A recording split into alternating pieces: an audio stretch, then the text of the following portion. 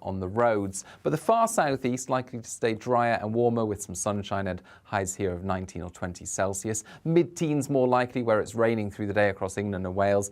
And for Scotland, Northern Ireland, the far north of England, sunny spells and showers with a gusty breeze and highs of 14 to 16 Celsius. That bright but showery weather spreads into Wales and the southwest by the end of the day, and then the rain finally pushes into the southeast as we go into Wednesday evening, clearing overnight to leave fairly widely clear spells across a large part of the UK, but showers continue for the north and the west of Scotland, and temperatures dipping quite widely 7 to 9 Celsius, perhaps a touch cooler in the countryside. As we start off Thursday then, plenty of fine weather around, a much sunnier start for a large part of England and Wales compared with Wednesday morning, and it looks like we'll keep that fine weather, although some cloud will build and we'll see the odd shower for northern England as well as eastern Scotland, but more widely showery conditions continue for Northern Ireland and western Scotland, where it will be on the cool side, 12 to 14 Celsius here, still the potential for 19, perhaps 20 degrees in the southeast. And then widely fine conditions return from the south during Friday after a spell of rain in the far north. And on Saturday and Sunday, it's looking sunnier and much warmer.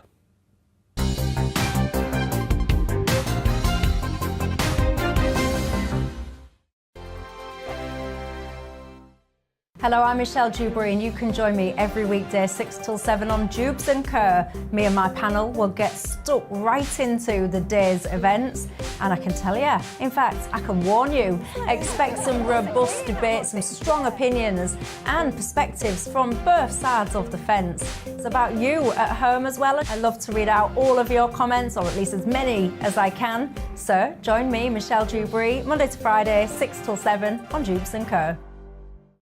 On radio, they call it the drive time slot, 4 p.m. until 6 p.m. as listeners head home. It's that part of the schedule when the dust of the day's events begin to clarify, and we try to make sense of it for you. Brazier is drive time for radio and TV. It's fast, it's punchy, it's opinionated, there's a Brazier angle and a little bit of levity. That's the question. That's two questions, actually. That's Brazier, Monday to Thursday, 4 till 6 on GB News. Hello, I'm Patrick Christie's. And I'm Mercy Moroki. Make sure that you join us Monday to Thursday, 10 a.m. until midday, right here on GB News for To The Point. We're not afraid to talk about the topics that matter to you or the big topics that always matter. We cover absolutely everything, from the breaking political stories of the day to law and order, what's going on in the channel. We're not afraid to hold people to account. We always make sure we include your views on our show. Indeed, if you're thinking it, you can guarantee that we're saying it. So make sure you join the conversation with us, 10 a.m. until midday, Monday to Thursday for To The Point on GB News. I'm Dan Wootton. Join me Monday to Thursday from 9 to 11 for the feistiest and most fun news debate on TV, where free speech reigns. I'll bring you a sharp take on the day's biggest stories, bombshell newsmaker interviews, and A-list guests. And I guarantee you, no spin, no bias, no censorship, and no reason to go to bed. That's Dan Wootton tonight, Monday to Thursdays from 9 on GB News.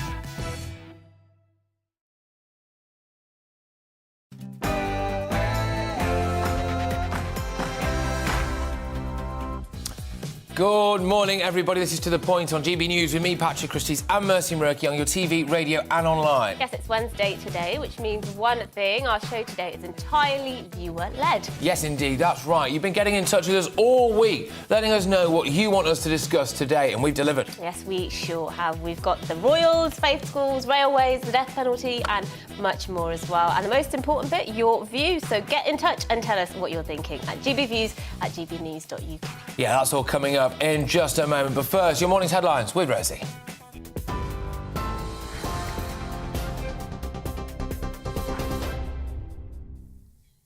A very good morning to you. It's just 1 minute past 10. I'm Rosie Wright, here to keep you up to date on GB News. Now, the Prime Minister has chaired the first Cabinet Committee to try to tackle the cost of living crisis amid warnings that Britain's on course for a recession later this year. The National Institute of Economic and Social Research says around 250,000 households could become destitute without immediate government action. Helen Barnard from the Joseph Rowntree Foundation told GB News the government's existing support package of £22 billion doesn't go far enough. I think it's extraordinary that they are saying, it's fine, everything's okay, we'll wait till the autumn. Because for people at the very sharpest end of this, they are missing, essentials now. They're getting into debt now. Their health is getting hammered now. Their mental health is getting eroded by that constant anxiety of how on earth am I going to feed the family and keep things going? Millions of renters living in unsafe conditions should have their homes improved under major housing reform. The Levelling Up Secretary announced the new Renters Reform Bill will be extended to nearly 4.5 million households. Well, those plans will help tenants who are living in damp, unsafe and cold homes and also protect them from eviction notices without reason. Michael Gove also announced an overhaul to planning permission which could see neighbours voting on home developments, including things like extensions in their street. The Foreign Secretary says the UK will not shy away from taking action over the Northern Ireland Protocol. Liz Truss says proposals put forward by the EU would take the country backwards and cause more checks, paperwork and disruption. The Prime Minister's warned the situation is very serious, with the Foreign Office claiming, under EU proposals, trading would worsen and everyday items would disappear from shop shelves. Boris Johnson is visiting allies Sweden and Finland as the two countries consider whether to join NATO. Russia's invasion of Ukraine has prompted a re-evaluation of security in Nordic countries. The Russian president, though, Vladimir Putin, has threatened to respond if they join the military alliance. Professor Mark Weller told GB News it could antagonise Russia. It is quite a momentous and risky decision for the rest of Europe for this to happen, because it does sort of tighten the noose a little bit around Russia. This sense that the Russians, that President Putin has had, that he is being surrounded by NATO, although not really true, is now likely to be reinforced. In Ukraine, new drone footage shows a Russian tank being destroyed in the Kharkiv region as the country pushes a counter-offensive in the north. The video shared on social media shows a tank on a road exploding after being struck by rocket fire. Ukraine's Ministry of Defense claims the attack was carried out on Russia's most advanced tank. It says the US House of Representatives approved more than £33 billion more for military aid for Ukraine. A journalist has been killed whilst reporting on a raid by Israeli security forces in the West Bank. Broadcaster Al Jazeera say their reporter Shireen Abu Akleh had been shot deliberately by Israeli forces in the city of Jenin. Israel's military says there's a possibility reporters were hit by shots fired by Palestinian gunmen. The former US President Donald Trump could be allowed to rejoin the social media site Twitter. Elon Musk, who's on course to purchase the social media platform, hinted Mr. Trump could have his ban reversed. Twitter permanently suspended the former US president, citing risk of further incitement of violence following the riots in Washington. Well, Musk agreed a £34.5 billion takeover bid with the Twitter board last month. One British ticket holder has won the £184 million Euro Millions jackpot. They've become the biggest ever national lottery winner in the UK. They're now worth more than the combined wealth of footballers Harry Kane and Paul Pogba. You're now up to date on GB News. I'll bring you more as it happens. Now let's head back to the point.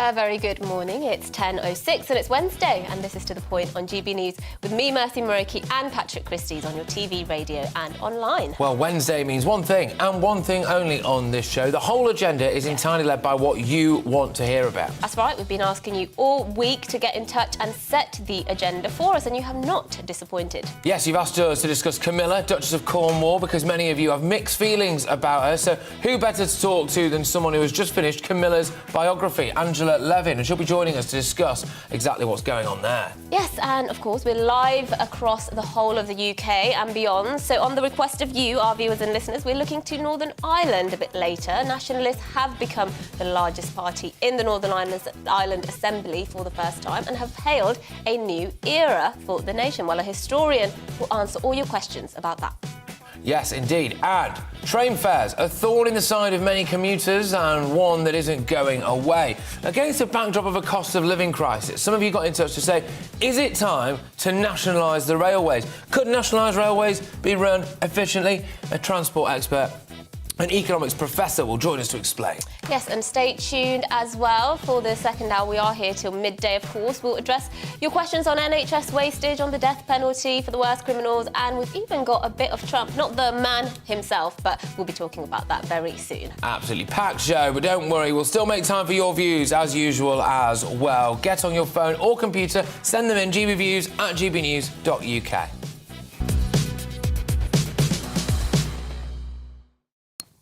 Yes, well, many of you will know by now that Wednesday is our viewer-led show, so that means we cover the topics that you tell us to. So if you want an issue covered, then write in at tothepoint@gbnews.uk. Yes, kicking us off is Martin from Cheshire, who emailed in saying this: I think religion shouldn't be taught in schools. I'm against faith schools of any kind, be they Christian, Muslim, Jewish, etc. Politically, there's already too much that divides us, and religion goes even further to drive communities apart. Goodness me, OK, all right. Well, now yesterday in the Queen's speech as well, the government teased its legislative agenda for the new Parliament and announced plans to increase Ofsted's investigative powers to inspect illegal and unregistered schools. But what is an illegal school, and why do so many of them exist? Yes, well, joining us to discuss that very issue is Dr. Rakib Ahsan, a social policy analyst and an expert in terror and radicalisation.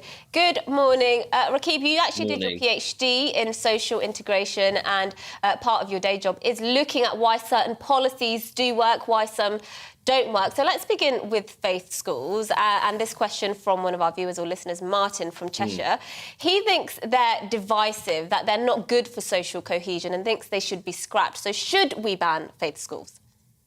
Well, I think that, Mercy, we need to adopt a nuanced view. I think some faith schools do an excellent job in terms of raising education standards. They also do a great deal of interfaith work in terms of trying to develop bonds of social trust and mutual respect between different ethnic and religious groups in a particular local community. But the issue with illegal unregistered schools are that they meet the definition of a private independent school, the legal definition, but they're not registered with the Department for Education. And that is often because they are intentionally operating in a way to be separated from mainstream systems when it comes to the welfare, safety, and educational instruction for children. And I think it's really important that the government does clamp down on illegal unregistered schools, which are often unsafe and squalid.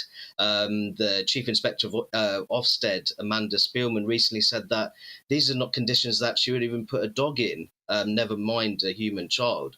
So we really need to be aware of the risks involved with illegal unregistered schools. And recent Ofsted figures show that 1 in 5 are places of religious instruction. So we have to be really wary of the kind of narratives which are being peddled within such educational establishments. Yeah, I was actually going to make that point. 21% are faith schools of these illegal schools, and 2019, 500 suspected illegal schools were found by Schools Watchdog Ofsted. But I just do want to ask you another question, and this is one that's been alluded to by our viewers as well. Liz says, can we talk about illegal schools filling kids' heads with extremism and who knows what? This is how relations fail between different groups. And I just wondered, you know, if a school's deliberately trying to evade Ofsted, trying to evade having to work within the sort of framework of regulated schools, isn't that suspicious? That tells me they want to be teaching kids things that they shouldn't be teaching kids. Oh, absolutely. As I said, they intentionally operate in a way for them to be separated from the mainstream education system.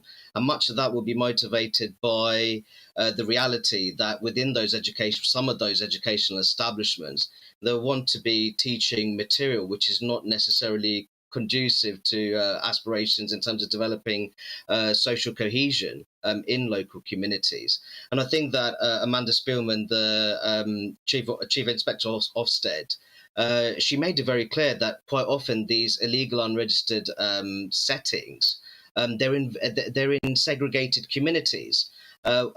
Within that 1 in 5 figure, when it comes to legal unregistered settings being places of religious instruction, the majority were Islamic establishments. There were also Jewish and Christian establishments within that 1 in 5 figure. But what was remarkable was that Amanda Spielman said that the figure of, in terms of the number of children being at illegal unregistered settings, it could be in the tens of thousands. And I think that does pose a risk in terms of social cohesion. Yeah, indeed. And I think some people, Rakib, might find it a little bit rude, frankly, from certain people if they don't want to socially integrate with their children, or they don't want them to kind of ingratiate themselves into our traditional society or our current education system. What would you say to that? Well, I think that's, again, something that Amanda Spielman said. She said that many of the children in illegal unregistered settings, they're simply not being taught the kinds of material that would help to prepare them for adulthood in modern-day Britain. And I think what she was getting at there, that these establishments do pose a risk from a social cohesion perspective. And I think that it's really good to see that the Education Secretary, Nadhim Zahawi, really prioritising a crackdown on illegal unregistered settings and trying to give Ofsted more teeth and responsibility to go about their business in terms of investigating illegal unregistered settings, which could well pose a threat to community relations. Yes, indeed. All right, look, Rakib, thank you very, very much for joining us. Of course, Rakib Ehsan there, who was just discussing one thing that was, well, our viewers basically got in touch with, which was about illegal, unregistered schools with a kind of hook there on faith schools. And what do you make of it all? Do you think that it is a bit... I think it's quite discourteous, really, the idea that you want to use some of the benefits of this country that this country has to offer, and then at the same time you kind of exclude your child from our normal education system. I have absolutely no issue with faith schools that are regulated.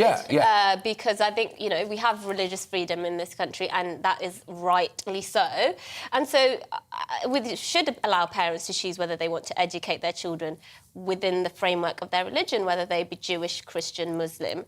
But the problem is when they're unregulated. I think that says it all. If you're trying to evade scrutiny as a school, I mean, clearly there's a reason for that. And so I'm all for cracking down as much as possible on the illegal ones. Yeah, and quite often when they go, you do hear about these cases where they'll go into, like, the school library and there'll be books and material in there that's certainly not conducive to what we would argue is our kind of Western liberal values, as it were. And so, yeah, I think it's quite important that we take a bit of a stance on all of that. But let's delve into the inbox now to see what you guys are saying about all of this. GBViews at gbnews.uk. I believe all religion should be banned worldwide, says Alan. Wow, that's quite bold stuff, Alan. Stance. Ban religion, there you go. Until then, there will never be peace on earth. Gosh, Alan, that's a very deep thought for 10 o'clock in the morning on a Wednesday. Sure, I agree with that one. Lots of you talking about the Queen. I noticed that Her Majesty was working from home yesterday, which I've seen this joke cracked. This is obviously, the reason we're actually speaking about illegal schools is because yesterday in the Queen's speech, of course, one of our viewers got in touch, many of you got in touch about this, but the government did announce in the Queen's speech yesterday that they would be giving Ofsted further powers to crack down on illegal schools, to crack down on children who are not in mainstream schools and set up a list for those children. Well, the Queen wasn't there yesterday, and I've been seeing jokes about her working from home, and I think they're quite distasteful, actually, because... she's 96 and she's not very well. Yeah. And I've seen the left cracking jokes like, with the Queen's speech like that, I'm not surprised she decided to work from home. I was quite surprised as well, not just to see that, but actually the kind of Republicans, as it were, in this country who decided to take to Twitter yesterday and go on about, look at this, an unelected individual in an unelected house, sat on a gold throne, doing this, and, it's about time we abolish the monarchy and all of this stuff. Whereas I thought that was also quite... I know exactly who you're talking about, but we won't say names. OK, I saw exactly those same tweets. I was not impressed with them, but hey, a free country. We can say exactly what we want to say, I suppose. So indeed. People have different views. And one more view just before we move on. This is Mike back on the faith schools issue here. Not before time. We've heard of radicalisation and abuses as well regarding children. It's 21st century Britain, and he says that we should be having our standardised education system. He also raises the fact that we do have Sharia courts, for example, in some parts of this country, which, to be fair, I think is an absolute nonsense. There we go. GB Views at gbnews.uk. Keep those views coming in. Yes, well, after the break, we're debating how to make our railways better. God knows we need some of that. The average annual season ticket for a train is now nearly £4,000. That's the average. And journeys have recently reached record prices. So will nationalisation make things better? That's our big rail debate after this break and the weather. Hello, a very good morning to you. I'm Aidan McGivern. Another day of sunny spells and showers for northern parts of the UK, but more prolonged rain is likely further south, although it's most likely to miss the far southeast where it will be drier and warmer. A couple of weather fronts to take note of. Low pressure to the north of Scotland, one weather front clearing the north of the UK, with another one becoming established across a large part of central and southwestern UK. So a wet day to come for the Midlands, into eastern England, Wales and the southwest. Some heavy rain at times, perhaps some tricky conditions on the roads. But the far southeast likely to stay drier and warmer with some sunshine and highs here of 19 or 20 Celsius. Mid-teens more likely where it's raining through the day across England and Wales. And for Scotland, Northern Ireland, the far north of England, sunny spells and showers with a gusty breeze and highs of 14 to 16 Celsius. That bright but showery weather spreads into Wales and the southwest by the end of the day, and then the rain finally pushes into the southeast as we go into Wednesday evening, clearing overnight to leave fairly widely clear spells across a large part of the UK, but showers continue for the north and the west of Scotland, and temperatures dipping quite widely 7 to 9 Celsius, perhaps a touch cooler in the countryside. As we start off Thursday then, plenty of fine weather around, a much sunnier start for a large part of England and Wales compared with Wednesday morning, and it looks like we'll keep that fine weather, although some cloud will build and we'll see the odd shower for northern England as well as eastern Scotland, but more widely showery conditions continue for Northern Ireland and western Scotland, where it'll be on the cool side, 12 to 14 Celsius here, still the potential for 19, perhaps 20 degrees in the southeast. And then widely fine conditions return from the south during Friday after a spell of rain in the far north. And on Saturday and Sunday, it's looking sunnier and much warmer. Hello, I'm Michelle Dewberry and you can join me every weekday 6 till 7 on Jubes and Kerr. Me and my panel will get stuck right into the day's events, and I can tell you, in fact, I can warn you, expect some robust debates, some strong opinions and perspectives from both sides of the fence. It's about you at home as well. I love to read out all of your comments, or at least as many as I can. So join me, Michelle Dewberry, Monday to Friday, 6 till 7 on Jubes and Kerr.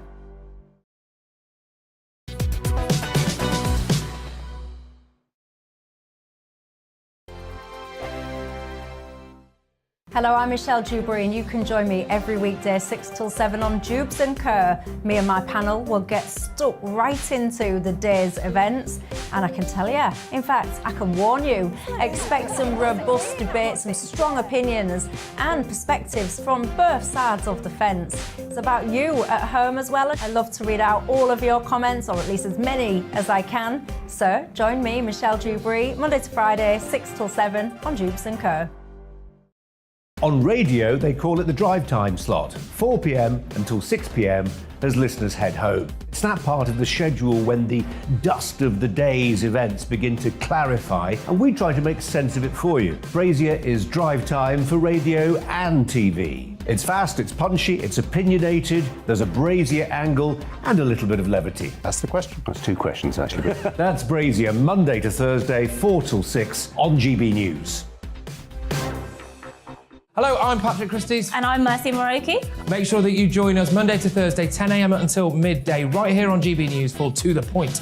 We're not afraid to talk about the topics that matter to you, or the big topics that always matter. We cover absolutely everything, from the breaking political stories of the day to law and order, what's going on in the channel. We're not afraid to hold people to account. We always make sure we include your views on our show. Indeed, if you're thinking it, you can guarantee that we're saying it. So make sure you join the conversation with us, 10 a.m. until midday, Monday to Thursday, for To The Point on GB News. I'm Dan Wootton. Join me Monday to Thursday from 9 to 11 for the feistiest and most fun news debate on TV, where free speech reigns. I'll bring you a sharp take on the day's biggest stories, bombshell newsmaker interviews, and A-list guests.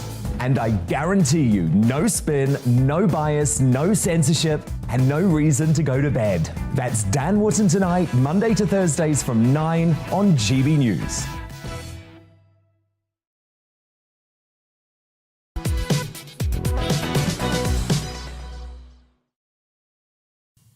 Good morning, it's 10:22 and this is To The Point with Patrick Christys and me, Mercy Moroki, on GB News. We're live on your TV, online and on radio. Yes, OK, so I don't know about you, but I'm always fed up with the trains and railways, etc. My poor producers are probably turning grey over the amount of times I'm late to the... Who wrote this? Who wrote this? OK, all right, no. My train service is notoriously slow, yes. Well, I wasn't involved. David shares some of these frustrations with you. Patrick, he thinks it's a shambles that the government have allowed railways to fall into such chaos in the 21st century. He's asked why they are in such a state and why our trains are so expensive. One of the reasons often given for the state of our railways is the decision of John Major's government to privatise them back in the 90s. Yes, you can barely fit Jeremy Corbyn in the aisle these days, but there we go. Well, David, we've organised you a debate on the state of our railways and whether privatisation is actually to blame. And we're delighted to be joined by Christian Wilmer, a transport author and columnist, and by Professor Len Shackleton as well, editorial and research fellow at the Institute of Economic Affairs. Thank you very much both for joining us. Len, I'll throw over to you, please, first, my good man. Should we nationalise the railways? Well, I don't think we should. The Shapps-Williams report, which has come out, is a real dog's dinner mixture of things. Is it nationalisation? Whatever. Very little mention of things like open access, of freight, anything like this.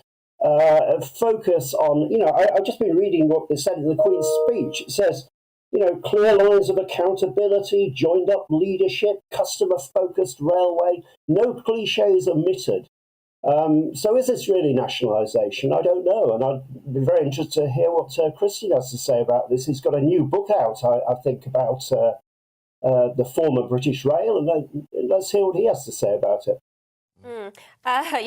George here, one of our viewers or listeners, he says, I really miss the old British Rail with its lukewarm stewed tea and sandwiches curling at the edges. I think it's a bit tongue-in-cheek there. But let's go to you, Christian.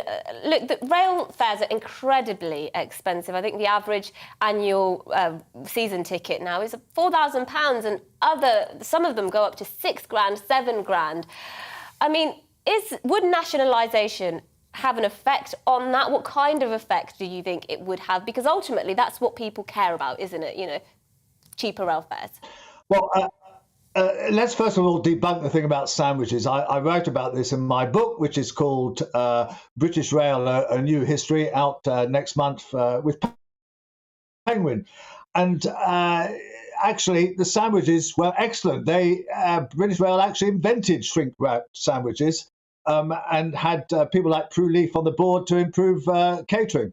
And actually, there's a serious point there that under nationalisation, there was a coherent structure. You knew what you were getting. It wasn't always perfect, but at least understood how it worked. You knew who to blame when things went wrong. And the way that they've privatised it means that it's fragmented. Nobody knows who's responsible for what. Are the fares the responsibility of the government, or are they the responsibility of the train operators? And the answer is, well, both.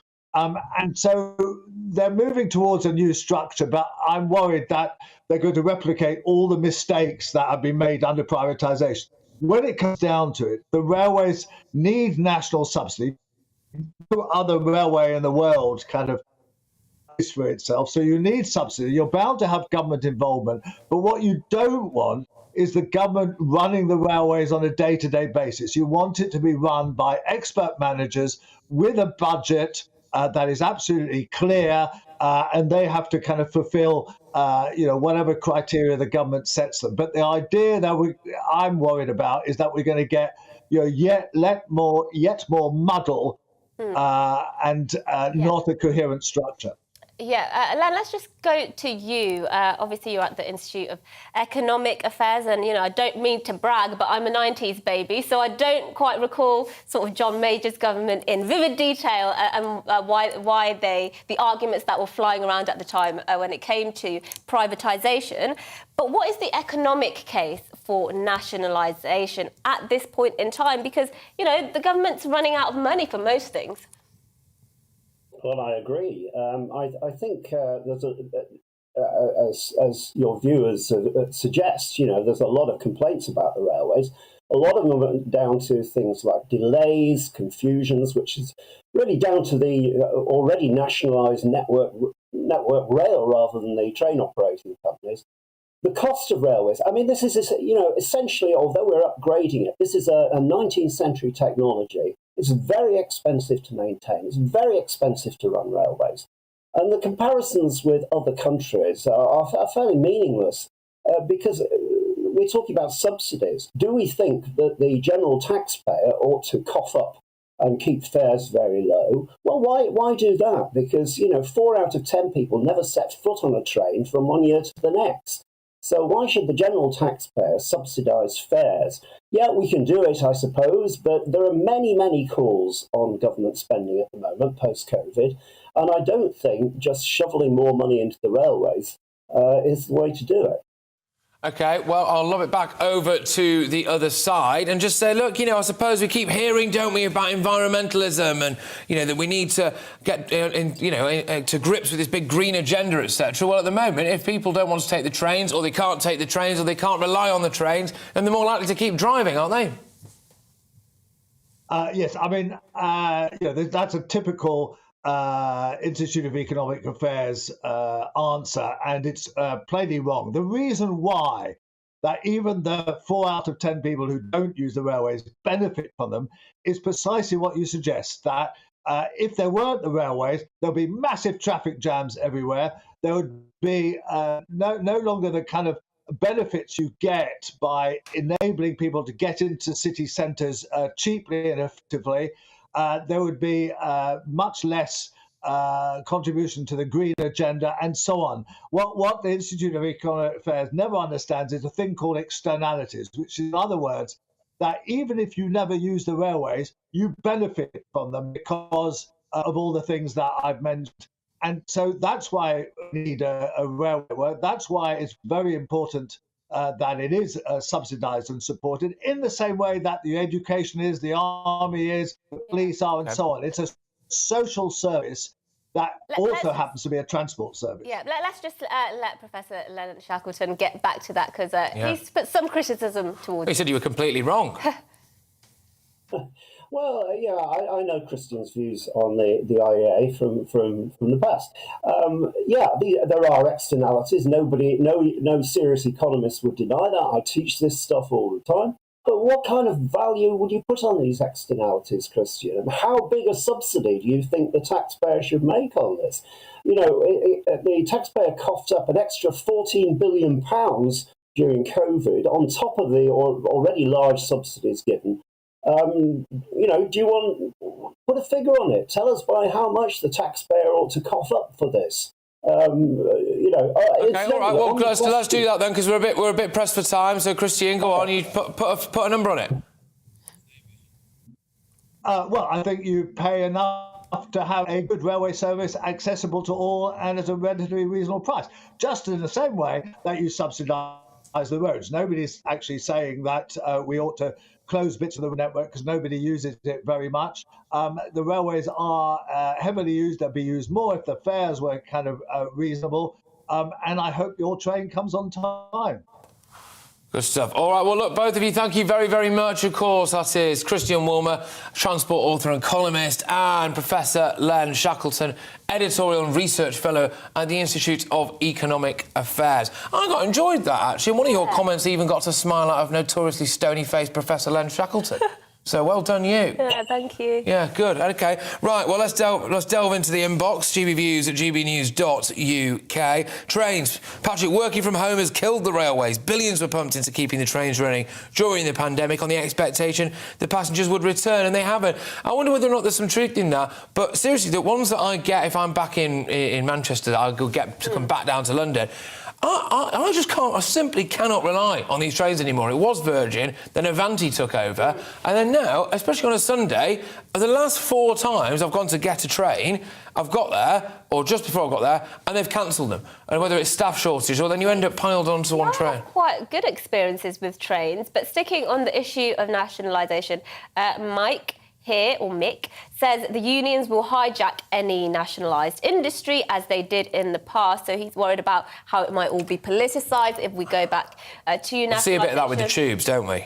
Yeah, John says, I remember the nationalised rail, it was terrible. There was no point in taking any notice of the timetables. You just turn up at the station and hope the train would turn up, which is how lots of people would describe the trains now. I think, which is, I think, what you were saying. So mixed views there. Yes, a range of views. All right. Well, look, keep these views indeed coming in. GBViews at gbnews.uk. The inbox is flying so far today, whether it was about our discussion about faith schools or illegal schools, I suppose you could say, and also, of course, about nationalising the railways. But coming up, is the British public ready for Camilla? I think we've had long enough to go ahead around the idea, haven't we? But are they more accepting of the Duchess of Cornwall? We'll be talking to her biographer very, very shortly. But before that, a look at this morning's news.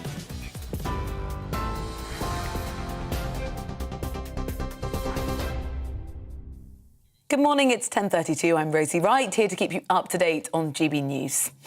The Prime Minister has chaired the first Cabinet Committee to try to tackle the cost of living crisis amid warnings Britain's on course for a recession later this year. The National Institute of Economic and Social Research says around 250,000 households could become destitute without immediate government action. Millions of renters living in unsafe conditions should have their homes improved under major housing reforms. The Levelling Up Secretary Michael Gove announced the new Renters Reform Bill will be extended to nearly 4.5 million households. The plans will help tenants who are living in damp, unsafe and cold homes. It will also protect them from eviction notices without reason. Boris Johnson is visiting allies Sweden and Finland today as the two countries consider whether to join NATO. Russia's invasion of Ukraine has prompted a re-evaluation in the Nordic countries. The Russian President Vladimir Putin has threatened to respond if they join the military alliance. Professor Mark Weller told GB News it could antagonise Russia. It is quite a momentous and risky decision for the rest of Europe for this to happen, because it does sort of tighten the noose a little bit around Russia. This sense that the Russians, that President Putin has had, that he is being surrounded by NATO, although not really true, is now likely. The former US President Donald Trump could be allowed to rejoin the social media site Twitter. Elon Musk has agreed a £34.5 billion takeover bid with the Twitter board. In an interview, he hinted Trump could have his ban reversed after he was removed from the platform in January of last year. At the time, Twitter said his account was permanently suspended due to the risk of further incitement of violence following riots in Washington. You're up to date. We're on your TV, online and DAB+ radio. This is GB News.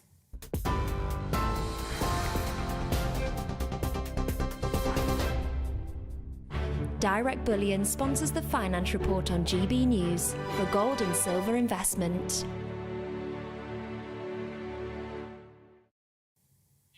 Here's a quick snapshot of today's markets. The pound is 1.24 to the dollar. The pound is 1.17 to the euro. And the price of gold stands at £1,494.85 per ounce. Direct Bullion sponsors the Finance Report on GB News, investments that matter.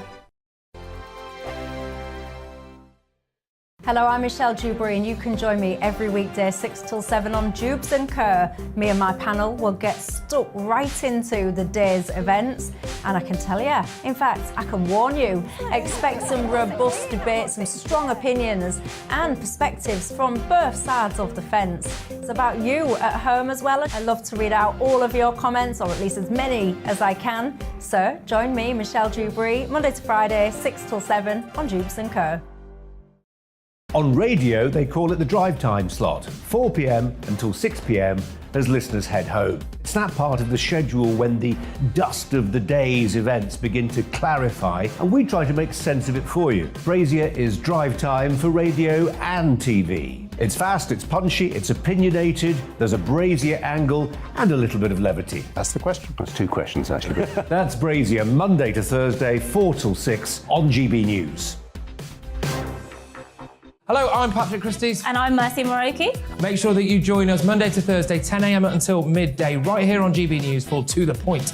We're not afraid to talk about the topics that matter to you or the big topics that always matter. We cover absolutely everything, from the breaking political stories of the day to law and order, what's going on in the channel. We're not afraid to hold people to account. We always make sure we include your views on our show. Indeed, if you're thinking it, you can guarantee that we're saying it. So make sure you join the conversation with us, 10 a.m. until midday, Monday to Thursday for To The Point on GB News. I'm Dan Wootton. Join me Monday to Thursday from 9 to 11 for the feistiest and most fun news debate on TV, where free speech reigns. I'll bring you a sharp take on the day's biggest stories, bombshell newsmaker interviews, and A-list guests. And I guarantee you, no spin, no bias, no censorship, and no reason to go to bed. That's Dan Wootton tonight, Monday to Thursdays from 9 on GB News.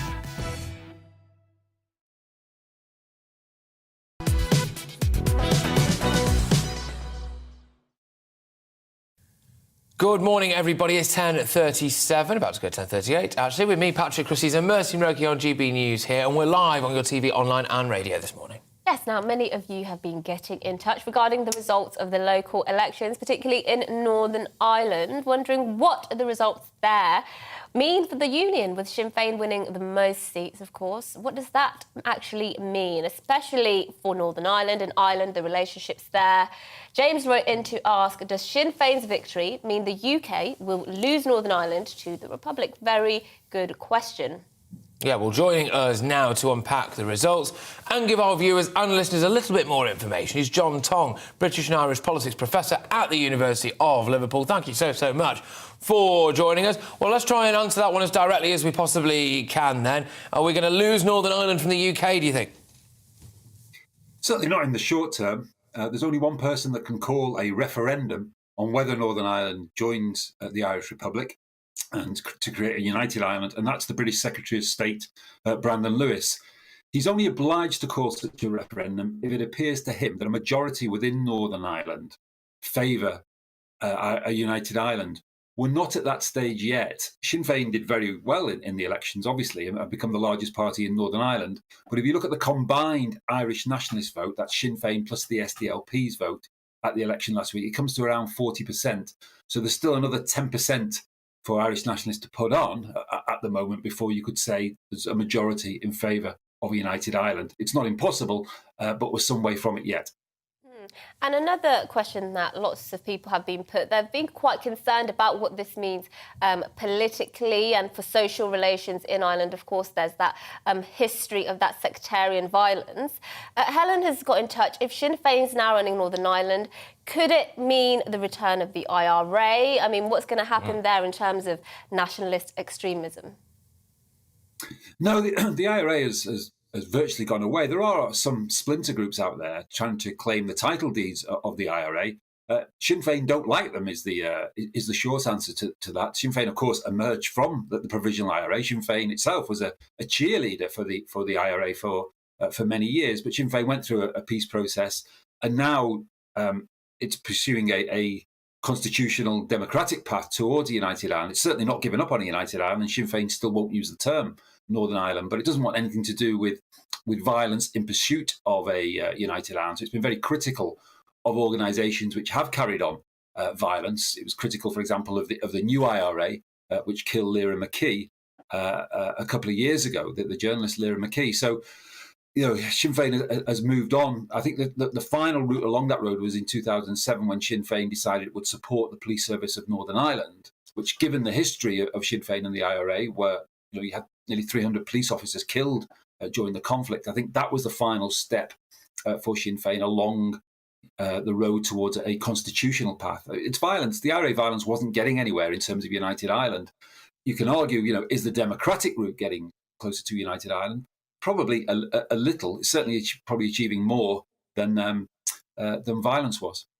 And what would that mean? Because we have been, over the last couple of decades, on a trajectory, not so much for the splitting of the union, but we've certainly, in terms of devolution, for example, the nations getting certain powers to govern themselves in a number of aspects. Are we on a trajectory to the breakup of the union, do you think? Because some might say we are. This marks the start of that process. In the short term, the union will hold, but in the longer term, there are big questions. I mean, you've already had the independence referendum in Scotland, which was a very close thing. And obviously, the Scottish National Party, as the largest party there, want a second referendum. They want a referendum until they win. So we're into never-ending territory there. At some point, there might be a second independence referendum in Scotland, the outcome of which would be uncertain. At some point in Northern Ireland, there might be a referendum on whether there should be United Ireland. I wouldn't expect one in the next few years. Sinn Féin went into this election demanding a date from the British Secretary of State for that border poll. I don't think Sinn Féin wants one tomorrow because they would lose it. But longer term, as the number of people wanting a United Ireland probably grows on the island of Ireland, both north and south, and there's no certainty in that, but probably, then yes, that there could be a United Ireland at some point. So the breakup of the United Kingdom, it's not imminent, but you can't say for sure that the UK will look the way it is in 25 or 50 years' time. There was a survey done quite recently in Northern Ireland which asked how long has Northern Ireland got left, and most people thought it would still be around in at least a decade's time, but there weren't so many takers saying that Northern Ireland would still be part of the United Kingdom in 25 and 50 years' time. People were far less certain about that. Yeah, indeed. It's an interesting one, really, actually. It's a good question that's just come in right now from Martin. I'd like to put it to you. We often talk about Northern Ireland and potential reunification, or at least breaking away, whatever, from the UK, from the perspective of what the people of Northern Ireland think. But what do you think the mood music is like in the Republic of Ireland? Do you think they would really rather have a united Ireland? Every opinion poll in the Republic has suggested that there is a majority there in favour of a united Ireland. So the short answer is yes. The longer answer is, when you ask more deeply about that, would you still want a united Ireland if it meant higher taxes? So in other words, there's an economic price to pay. Support tends to dwindle fairly quick, and you're struggling to get a majority. So yes, people do want a united Ireland. That dream of many Irish people, north and south, has not disappeared. It's arguably as strong as ever, but they don't want to pay any economic price for that. So it's a soft-ish nationalism. It's not one that's not going to go away for sure, but I don't think the Irish government at the moment is really pursuing a united Ireland at all. There is a shared island unit within the Irish government. That, of course, could change if Sinn Féin becomes, and the opinion polls suggest this will happen, if Sinn Féin becomes the largest party as well, south of the border, and enters the government of the south. At the moment, the two main parties there, historically the two main parties, Fianna Fáil and Fine Gael, say they won't have Sinn Féin in government. But if Sinn Féin becomes the largest party, they're going to be very difficult to screen out of government.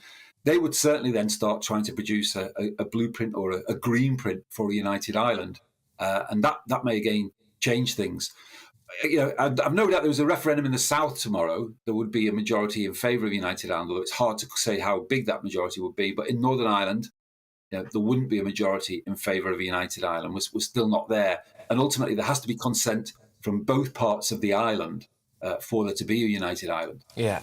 All right, John, thank you very much. Absolute pleasure to have you on the show. John Tong there, British and Irish politics professor at the University of Liverpool. Well, OK, yesterday, of course, saw Prince Charles deliver the Queen's speech on behalf of his mother, Her Majesty Queen Elizabeth, who was absent due to episodic mobility issues. Well, the first time that she's actually missed it in nearly 60 years. And Prince Charles was accompanied by Prince William and Camilla, the Duchess of Cornwall. And the thought of Charles and Camilla on the throne, hopefully in the quite distant future, has sparked debate among you, our viewers and listeners. Yes, well, Angela was very unhappy to see Camilla seated on the throne at the state opening of Parliament, Angela being one of our viewers from Wolverhampton. Philip was never allowed to be called King Philip, so why should Camilla get to be called Queen? On the other hand, Matthew said this: Prince Charles and Camilla will make a fantastic king and queen. I have no fear about the future of the monarchy under King Charles III. That's the views of many of our viewers. Yep. Split on this issue, of course, but we're thrilled to be joined in the studio by Angela Levin, a journalist and royal commentator, and who better to be joined by, because she has a biography on Camilla coming out later this year. Thank you for joining us. It's great to see you in person. We're used to seeing you over down the line. Yeah, I do exist. You do exist. From my waist down. Absolutely. Look, I understand why people are conflicted about Camilla, because I feel the same. The thing with Diana really still doesn't sit very well with me, I have to say, and that stops me from embracing her as much as some people might. What do you make of Camilla? I think she's terrific, actually. I spent about a year with her and I saw her in all different ways. I've talked to over 60 people, old school friends, people who used to work for her, people who do work for her, people who run charities, and I've done a sort of verbal portrait of her. Can I just go back to why Prince Philip wasn't made king? Yes, please do. It's actually, we always complain as women that we're not being fairly treated. It's always against us. But in the laws, in the Constitution, men don't get the opportunity of being king. I think it should be changed. But it's actually very interesting. It's just not there. They're not king. So it's not a case of deciding. You would have to go through a sort of constitutional process. But anyway, Camilla, I think the Queen didn't like her at the beginning. But why was that, though? Was that because she was seen as a disruptor, in a sense? Well, she had an affair with Prince Charles. Yeah. And she didn't want... and she'd been also a relationship with men before that. And it wasn't allowed to have someone who wasn't a virgin marrying the heir to the throne. That's gone down the drain now. Life has moved on. Yes. It's not a problem. But what's very interesting is on the first day of her new year, her Jubilee year, she made the statement that she wanted Camilla to be Queen Consort rather than Princess Consort. And that shows you how much she'd grown to like her, how much she respects, how much work she does. And the difference was, if you marry a king, case that ever happens, if you marry a king... We can only hope, can't we? You automatically become queen. It doesn't matter what you're called. You're called Mrs. Nana, you are queen. So the princess was actually a punishment going back to her to have an affair outside marriage, which is nonsense. Camilla herself has made an extraordinary impact in that she has done what no other royal would do, and she's taken very, very difficult charities and tried to give them a voice. This is domestic violence. This is rape. These are things that actually are not easy for, certainly, royals to talk about. And during the pandemic, she just inquired how much the domestic violence had gone up. It was about 80%, really bad and dangerous. So she decided to really help expose that and bring it to the public eye. And she's done lots of other things like that, where she's found literacy, where she's gone all around the country and tried to help children in poor families and dysfunctional families learn to read, because she thinks if you can read, you can then move forward in the world and do a great many things. Absolutely. Now, Rita's been in touch, and I don't think you'll like this one, but Rita says, I couldn't stand to see Camilla yesterday sitting next to Charles. She should keep a low profile. Let's hope William and Kate take over soon. But I'm hoping you might be able to build us a bit of a picture about what Camilla's personality is like. You mentioned there about her charity work. I've heard things that she's got a kind of cracking sense of humour. She's hilarious. Yeah. Yes. She's got a mischievous look in her eye, and she's very quick-witted, and she's very warm, and very few of the royals will take any notice of the press, for example, who are there. But she goes up and she asks how they are, she cracks jokes. She actually believes that we should be doing our job, which a lot of them don't. Yes. And she is very funny and also very kind, and she doesn't mind showing emotion. You know, the Queen has always said, you know, you mustn't show emotion if you're working on behalf of the Queen. But she doesn't mind if she's cried. When she's heard these terrible stories of women being abused, she's cried in public. She's really a very warm human with a quick wit and a sense of duty, enormous sense of duty. And something that can be said as well, the same thing could be said for Kate, of course. And we were, if you're watching us on TV, we were just showing pictures of Princess Kate on the balcony there. Lots of people have said, look, we kind of would prefer it if Prince William would become king and there would be an abdication. Prince Charles could abdicate. I mean, it's wishful thinking, perhaps, on the part of many people. Yes. You can't just do it that way. It's not a case of who's the most popular, who's the most handsome, or anything like that. It's rigid rules. There's a hierarchy, and that is how it goes. In a way, if you have that sort of attitude, it's better that Prince Charles is there first because he is older. It's going to be very different without the Queen. 70 years, hardly anyone would remember it before her. That he will take over. He's been the heir to the throne all his life. He's known exactly what to do. He will know what to do, and he will modernise it a bit. He doesn't want to talk about anything he wants to do because he doesn't want to say that while his mother is alive. It's not that he doesn't know what's going to happen, because things are stuck.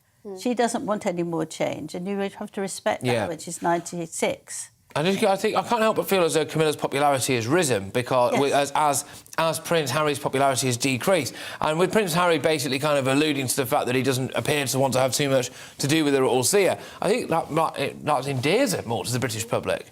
Yes. Over the pandemic, when she did a lot of remote phone calls and talking to lots of old people who are on their own and made them laugh and gave them something to look forward to, because she doesn't just do it once. She does it all the time, or regularly, not all the time, regularly. And people began to see that she was warm, she was funny, and she could make people feel very, very relaxed. That's the thing. A lot of people I interviewed and talked to said that she's authentic. She doesn't put on any sort of fanciness. You have to buy my book and work it out. Well, this is it. Go on. We will. Just time for a cheeky plug. So it's coming out in September. What's it called again? It's called Camilla, Duchess of Cornwall, From Outcast to Future Royal. Oh. Well, come and speak to us when that's published, and we'd love to have you on again. Thank you very much. And lovely to meet you in person as well. I've been staring at you down the line for so long. You could be a royal yourself. My day. Thank you. You could be a royal yourself, Angela. Fantastic. Angela Levin there, of course. Royal commentator and, of course, the author of Camilla's biography. Right, OK, so... going to go to the inbox. Loads coming in about Camilla. Right, so there may be a split between those who do and those who don't want Camilla. I suggest there's not a big split between those who would support Camilla. There you go. And the Diana fanboys, they say. There we go. So I think maybe you're talking about there being two sides there, potentially. Charles must be king. He's the longest understudy ever. We are so fortunate to have Camilla and Kate to support our next two kings. God save the Queen, and that's from Susan. Yeah, fantastic. I have to say, there's not everybody is saying kind words about Camilla. No. Some of you hate her. I think that happens, doesn't it, with women in royal families? They always attack women. They do get a lot of stick, and a lot of it does have to do with Diana. But Pamela, to finish off on a happy one, Camilla has every right to be queen. She's earned the public respect and is very good for Prince Charles. Charles will be king because that's the protocol, and you are right there. So, split views, but she does have a lot of support, of course. Absolutely. Well, look, keep all of your views views coming into us right here on GB News. You can tweet us as well at GB News, as well as get in touch in the inbox, GBViews at gbnews.uk. And this, of course, is very much your show, so I'm just going to hit you with another little email address that you can get in touch with, because so many ways to get in touch with us today. But it's to the point at gbnews.uk. If you want to keep suggesting ideas for topics that you want us to talk about, which is really why we're doing this show. This is all led by you, a bit of direct representation. Yes, we've got lots more coming up over the next hour. We're here till midday, so stay with us and get in touch with any of your views. GBViews at gbnews.uk. But first, let's go to the weather. Hello, I'm Aidan McGivern from the Met Office. Wet day for parts of England and Wales. Much needed rain, but feeling cool under that persistent damp weather. Showers further north, although interspersed by sunny spells. The weather unsettled at the moment with a westerly airflow, and a weather front pushing into parts of Wales and the southwest earlier in the day has brought some persistent rain. But by early afternoon, that's bringing the main thrust of wet weather into the Midlands, parts of eastern England, as well as central southern England.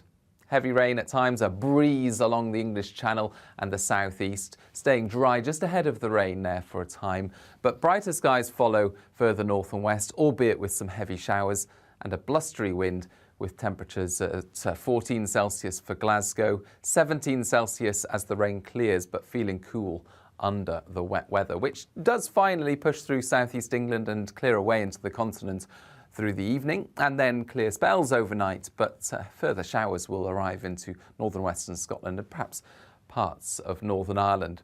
A breezy night to come, so not too chilly first thing Thursday, but a cooler night, I think, in general, compared with the last couple of nights. And a bright start to Thursday, much improved across England and Wales with sunny spells, and we keep those sunny spells into the afternoon. 1 or 2 showers possible for parts of Wales and the southwest, more especially though for Scotland and Northern Ireland. Showers or even longer spells of rain, particularly for western Scotland. 12 or 13 degrees here, 17 to 20 across England and Wales.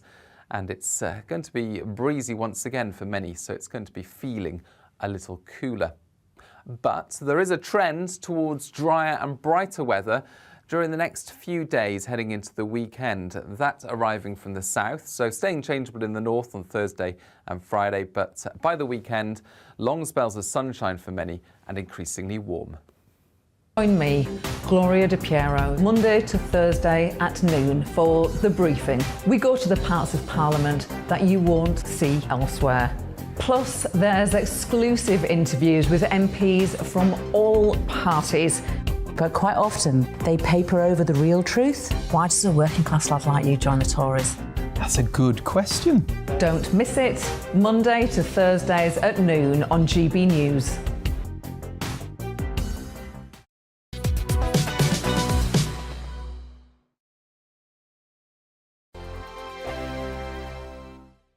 Hello, I'm Michelle Dewberry, and you can join me every weekday 6 till 7 on Jubes and Kerr. Me and my panel will get stuck right into the day's events, and I can tell you, in fact, I can warn you, expect some robust debates, some strong opinions and perspectives from both sides of the fence. It's about you at home as well. I love to read out all of your comments, or at least as many as I can. So join me, Michelle Dewberry, Monday to Friday, 6 till 7 on Jubes and Kerr. On radio, they call it the drive time slot, 4 p.m. until 6 p.m. as listeners head home. It's that part of the schedule when the dust of the day's events begin to clarify, and we try to make sense of it for you. Brazier is drive time for radio and TV. It's fast, it's punchy, it's opinionated, there's a Brazier angle and a little bit of levity. That's the question. That's 2 questions, actually. That's Brazier, Monday to Thursday, 4 till 6 on GB News. Hello, I'm Patrick Christie's. And I'm Mercy Moroki. Make sure that you join us Monday to Thursday, 10 a.m. until midday, right here on GB News for To The Point. We're not afraid to talk about the topics that matter to you, or the big topics that always matter. We cover absolutely everything, from the breaking political stories of the day to law and order, what's going on in the channel. We're not afraid to hold people to account. We always make sure we include your views on our show. Indeed, if you're thinking it, you can guarantee that we're saying it. So make sure you join the conversation with us, 10 a.m. until midday, Monday to Thursday, for To The Point on GB News. I'm Dan Wootton. Join me Monday to Thursday from 9 to 11 for the feistiest and most fun news debate on TV, where free speech reigns. I'll bring you a sharp take on the day's biggest stories, bombshell newsmaker interviews, and A-list guests.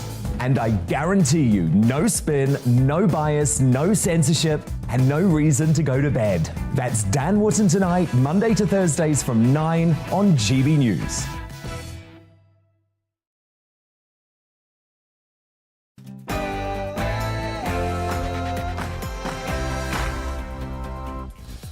Yes, good morning, everybody. This is To The Point right here on GB News with me, Patrick Christys and Mercy Muroki, on your TV, radio and online. Yes, it's Wednesday today, which means one thing. Our show is entirely led by you. Yes, absolutely, that's right. We've been getting in touch with us all week, letting us know what you want us to discuss today, and we've delivered. Yeah, we sure have. We've already been doing it for an hour, but if you're just joining us, welcome. We're talking about the death penalty, NHS waste, Trump potentially being let loose again on Twitter, and much more as well. And I do have to confess... We're going to do it, yeah. Yeah, there's I do have a whole cake here because I forgot to put it away when we came back. Indeed, yes, having cake and indeed eating it. Yes, it's all for me. Absolutely. And the most important bit, of course, your views. Get in touch and tell us what you're thinking. GBViews at gbnews.uk. That's all coming up in just a moment. But first, your morning headlines with Rosie.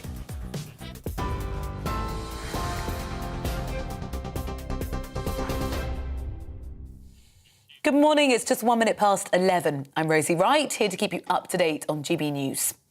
The Prime Minister has chaired the first Cabinet Committee to try to tackle the cost of living crisis amid warnings Britain's on course for a recession later this year.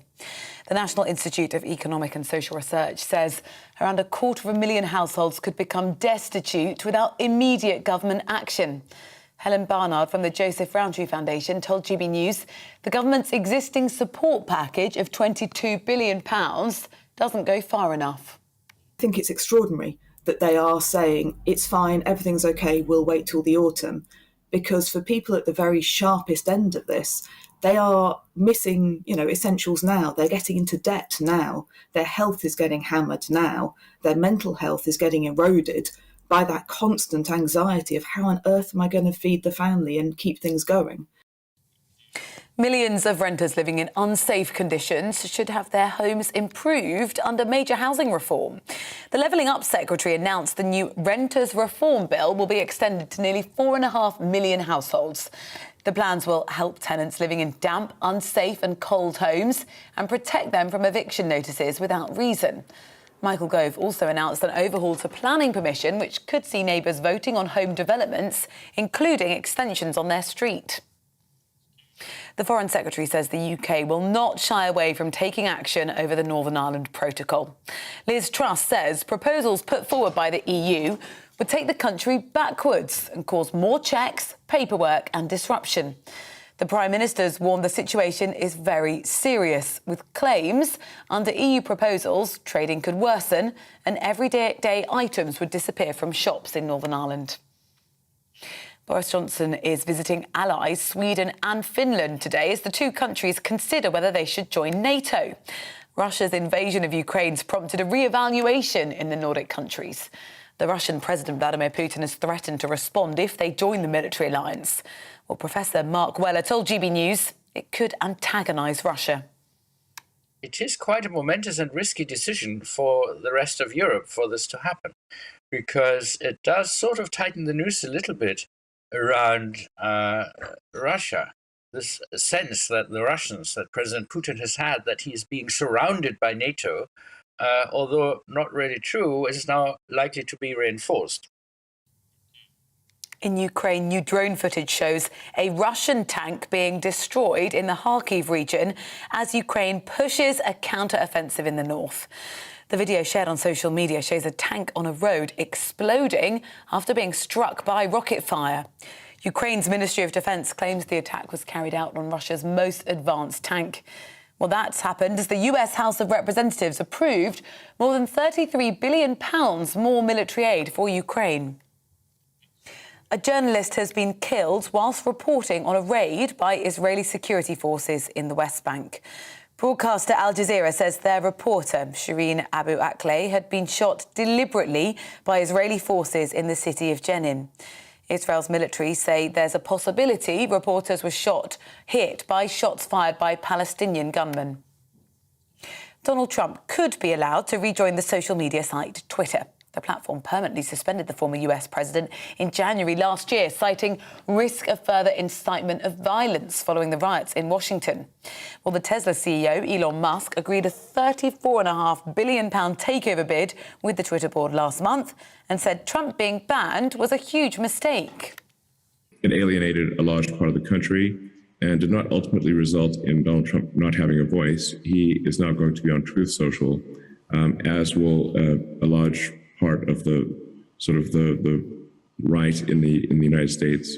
And so I think this could end up being, frankly, worse. One British ticket holder has won the £184 million Euro Millions jackpot. They've now become the biggest ever national lottery winner in the UK. They're worth more than the combined wealth of footballers Harry Kane and Paul Pogba. You're up to date on GB News. I'll bring you more as it happens. Now let's head back to the point.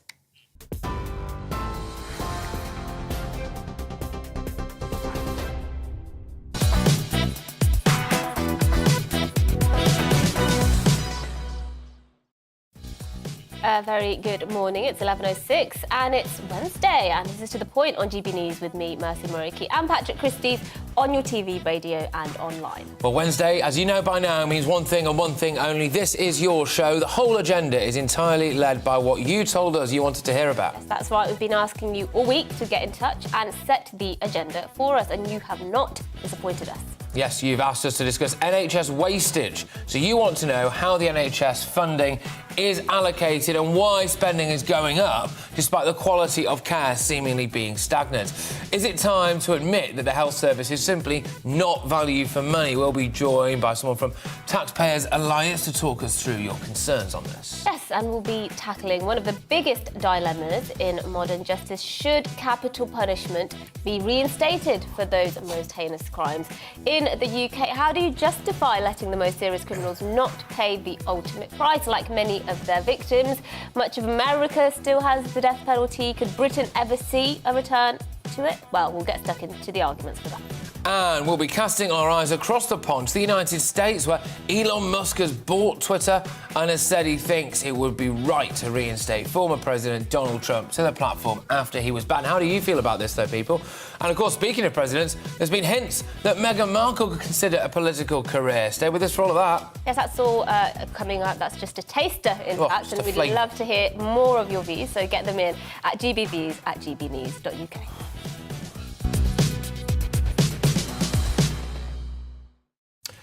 Right, well, every week when we hand our show over to you, one of the biggest topics is always the NHS. We've covered the backlog, the handling of coronavirus vaccinations, ambulance shortages and paid hospital parking. But today, the most pressing issue for you, our viewers, was money. Yes, well, Bruce got in touch and said this.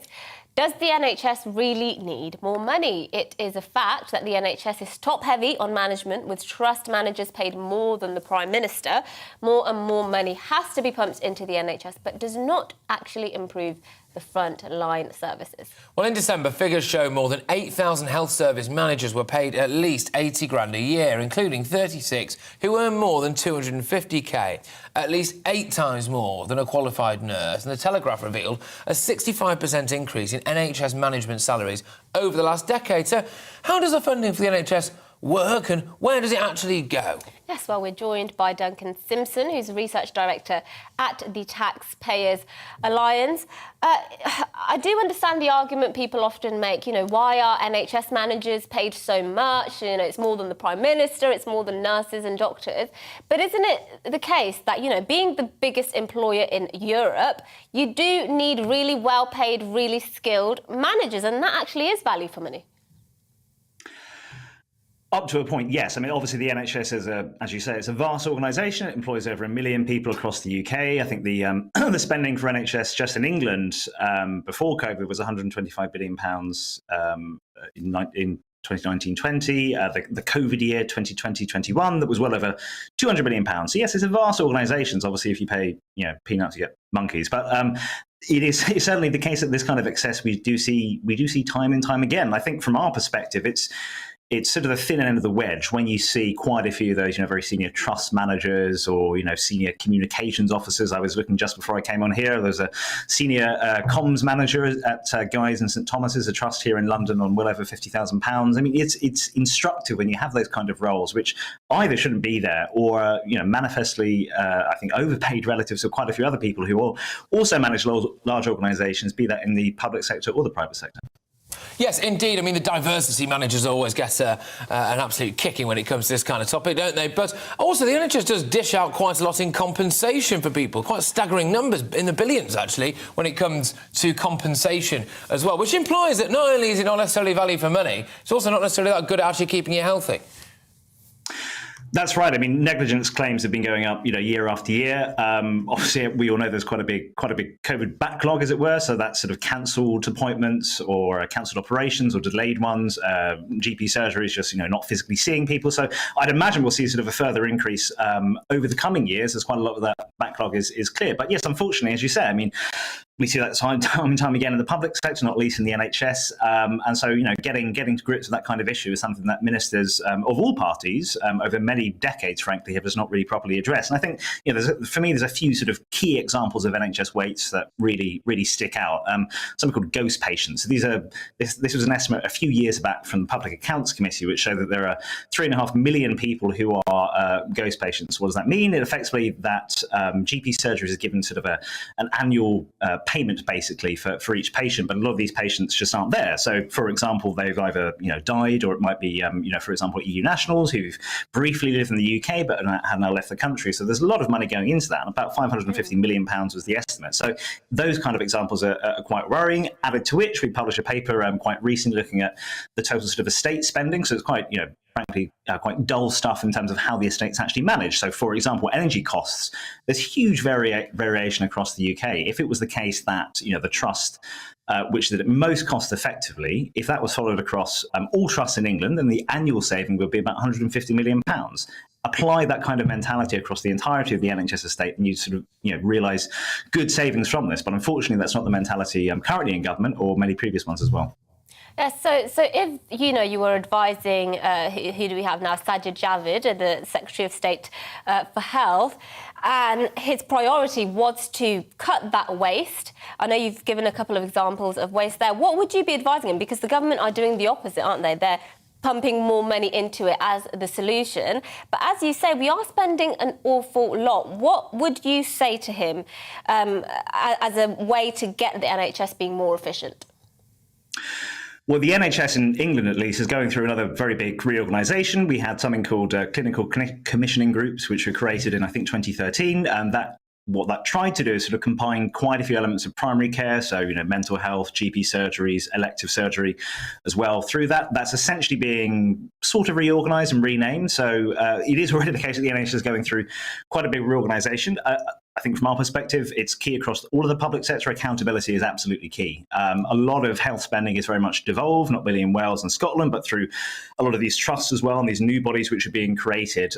Frankly, the people who run these, the managers, the senior managers, the boards as well, they need to be held to account.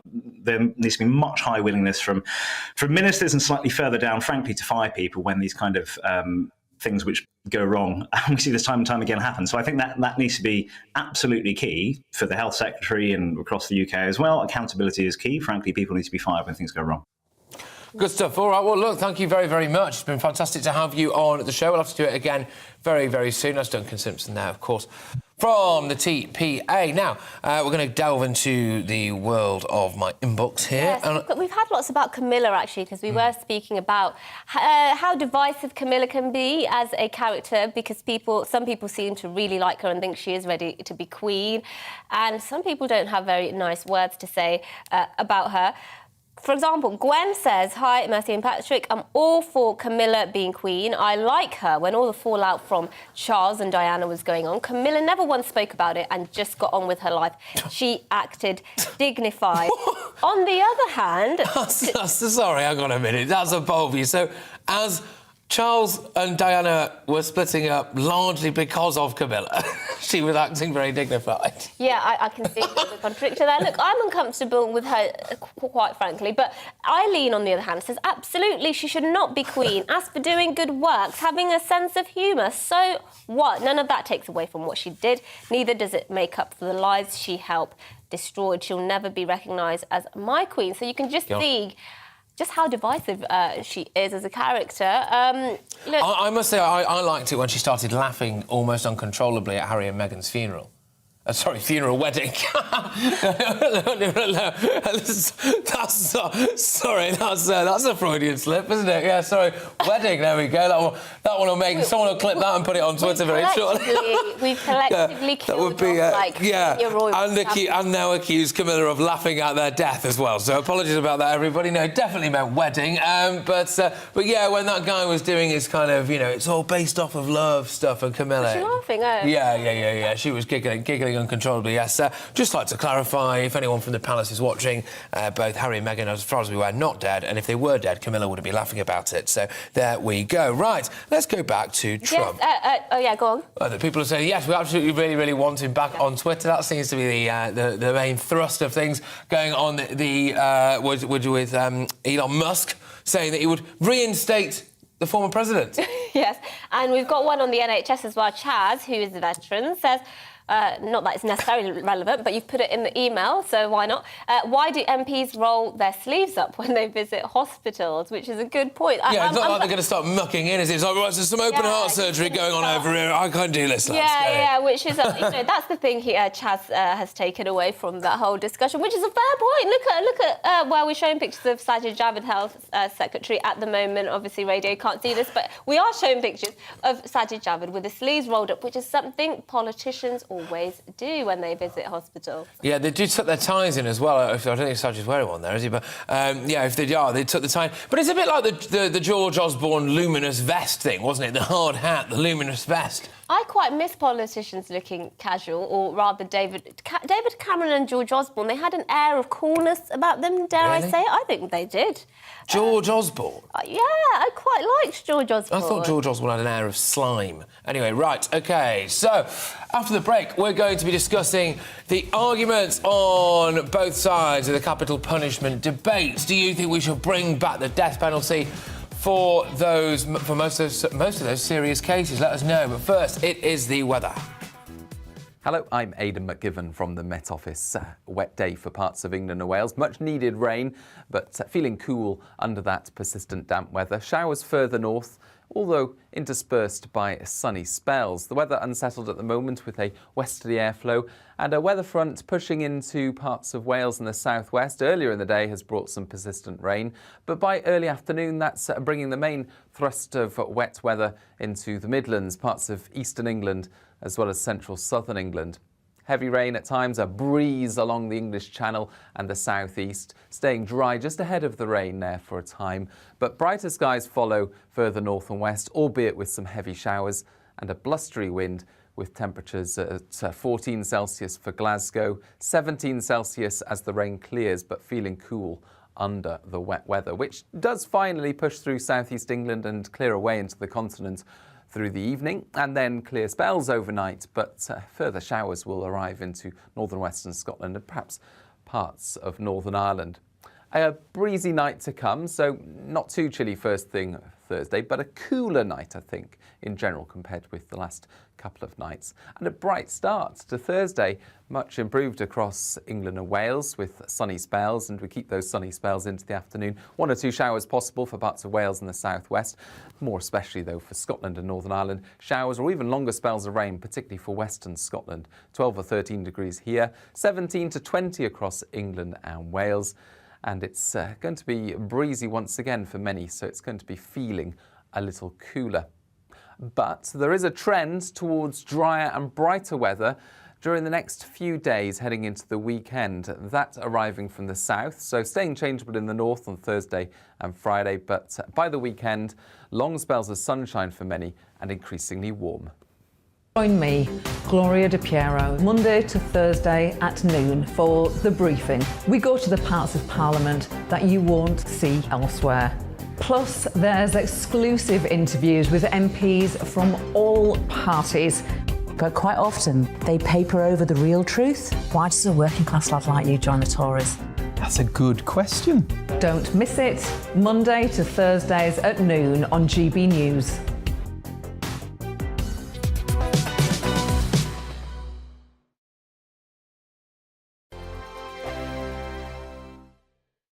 Hello, I'm Michelle Dewberry, and you can join me every weekday 6 till 7 on Jubes and Kerr. Me and my panel will get stuck right into the day's events, and I can tell you, in fact, I can warn you, expect some robust debates, some strong opinions and perspectives from both sides of the fence. It's about you at home as well. I love to read out all of your comments, or at least as many as I can. So join me, Michelle Dewberry, Monday to Friday, 6 till 7 on Jubes and Kerr. On radio, they call it the drive time slot, 4 p.m. until 6 p.m. as listeners head home. It's that part of the schedule when the dust of the day's events begin to clarify, and we try to make sense of it for you. Brazier is drive time for radio and TV. It's fast, it's punchy, it's opinionated, there's a Brazier angle and a little bit of levity. That's the question. That's two questions, actually. That's Brazier, Monday to Thursday, 4 till 6 on GB News. Hello, I'm Patrick Christys. And I'm Mercy Moroki. Make sure that you join us Monday to Thursday, 10 a.m. until midday, right here on GB News for To The Point. We're not afraid to talk about the topics that matter to you, or the big topics that always matter. We cover absolutely everything, from the breaking political stories of the day to law and order, what's going on in the channel. We're not afraid to hold people to account. We always make sure we include your views on our show. Indeed, if you're thinking it, you can guarantee that we're saying it. So make sure you join the conversation with us, 10 a.m. until midday, Monday to Thursday, for To The Point on GB News. I'm Dan Wootton. Join me Monday to Thursday from 9 to 11 for the feistiest and most fun news debate on TV, where free speech reigns. I'll bring you a sharp take on the day's biggest stories, bombshell newsmaker interviews, and A-list guests. And I guarantee you, no spin, no bias, no censorship, and no reason to go to bed. That's Dan Wootton tonight, Monday to Thursdays from 9 on GB News. Where would you like to go? Just take me to the studio, please, Matt. You know where you're going. I've got a show to do. Friday Night Feast on GB News, 7 p.m. And it's like nothing you've ever seen before. We take a different angle on the week's biggest news stories. The viewers and listeners set me some absolutely mad challenges to do. We tried to rehome a rescue dog. And yes, there's some other wacky stuff in there as well. I feel like I could take on the world. Well, that's that. Friday Night Feast with me, Patrick Christys, every Friday, 7 till 9 p.m. on GB News. Be there. Every night at 11 on GB News, we bring you the next day's stories the day before. It's basically like time travel. If it's a big story, we'll cover it, guaranteed. But we'll also have some fun along the way. Big opinions, big laughs. Sometimes big hair. This is Headliners, the paper review show that won't send you to sleep like the others will. 11 p.m, 7 nights a week. Join us.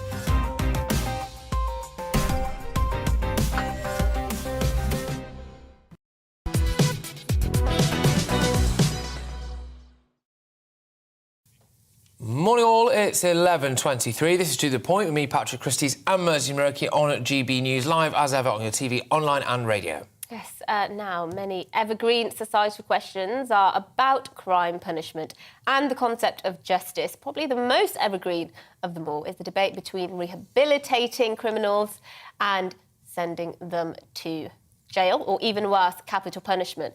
And this was officially outlawed in 1969 in this country, and the last executions took place here in 1964. But some people believe the ultimate punishments should be reinstated for the most heinous crimes. Well, Kathy, a viewer at home, got in touch and said simply, bring back the death penalty. Straight to the point there, Kathy. What, Kathy? To the point. To the point. But let's weigh up the arguments for this. Joining us now to get stuck into this controversial topic is Ben Harris-Quiddy, chairman of the Bow Group, a conservative think tank. Great to have you on the show, Ben. Look, in your view, should we bring it back for the most heinous crimes? No, I don't think we should. I'm a believer in strong punishment. I think the justice system is about the victims of crime, not the perpetrators of crime. And so I think punishment should be very tough, and the focus should be on punishment rather than rehabilitation. That should be the primary purpose of our justice system. But I don't think we want to go into the kind of barbarism that some of these people have committed. I think we can lower the cost of prisons quite considerably. We can make prisons a more difficult experience for people. I don't think they need to be anywhere near as costly or as plush as some of them quite frankly are. And I think in many ways it's a greater punishment to send someone to prison for the whole of their life, for the rest of their life, than it is to give them the release of death. And in so doing, you are also giving them the opportunity to repent and reflect on what they have done. So I would be as tough as you like in terms of sending people to prison and the kind of prisons you send them to and how long you do it for, but I would stop short of the death penalty. I mean, it's definitely one that is conflicting to most people, but there are people who vehemently disagree. That Keith, for example, says even the most vile people don't deserve to die. Paul says, no death penalty. We're not cavemen. So there is a feeling that it's a bit archaic, stuck in the dark ages. But it is the case that countries like America still have the death penalty. And quite frankly, some of the crimes that are committed in America, when you look at serial killers and that kind of thing, you're kind of glad they got the death penalty in the end. Yeah, I mean, I've always struggled to understand the linkage between the areas in the United States that have the death penalty tend to overlap with the strongest areas of Christian faith. And one of the core tenets of Christianity is that people must always have the opportunity to repent, whatever the severity of what they've done and the crimes that they've committed. And I believe in that as well. I think you can take that position from a Christian perspective, but you can also take that position from any perspective, really, that a criminal coming to the conclusion that they have done the wrong thing is an important part of justice. And I think for the victims of crime, there is a catharsis in that, you know, the criminal finally sees what they've done and how they've hurt people, hurt the community, and hurt the country. And I think, you know, another debate that's fired up in recent years is this idea of people being sent to prison for life.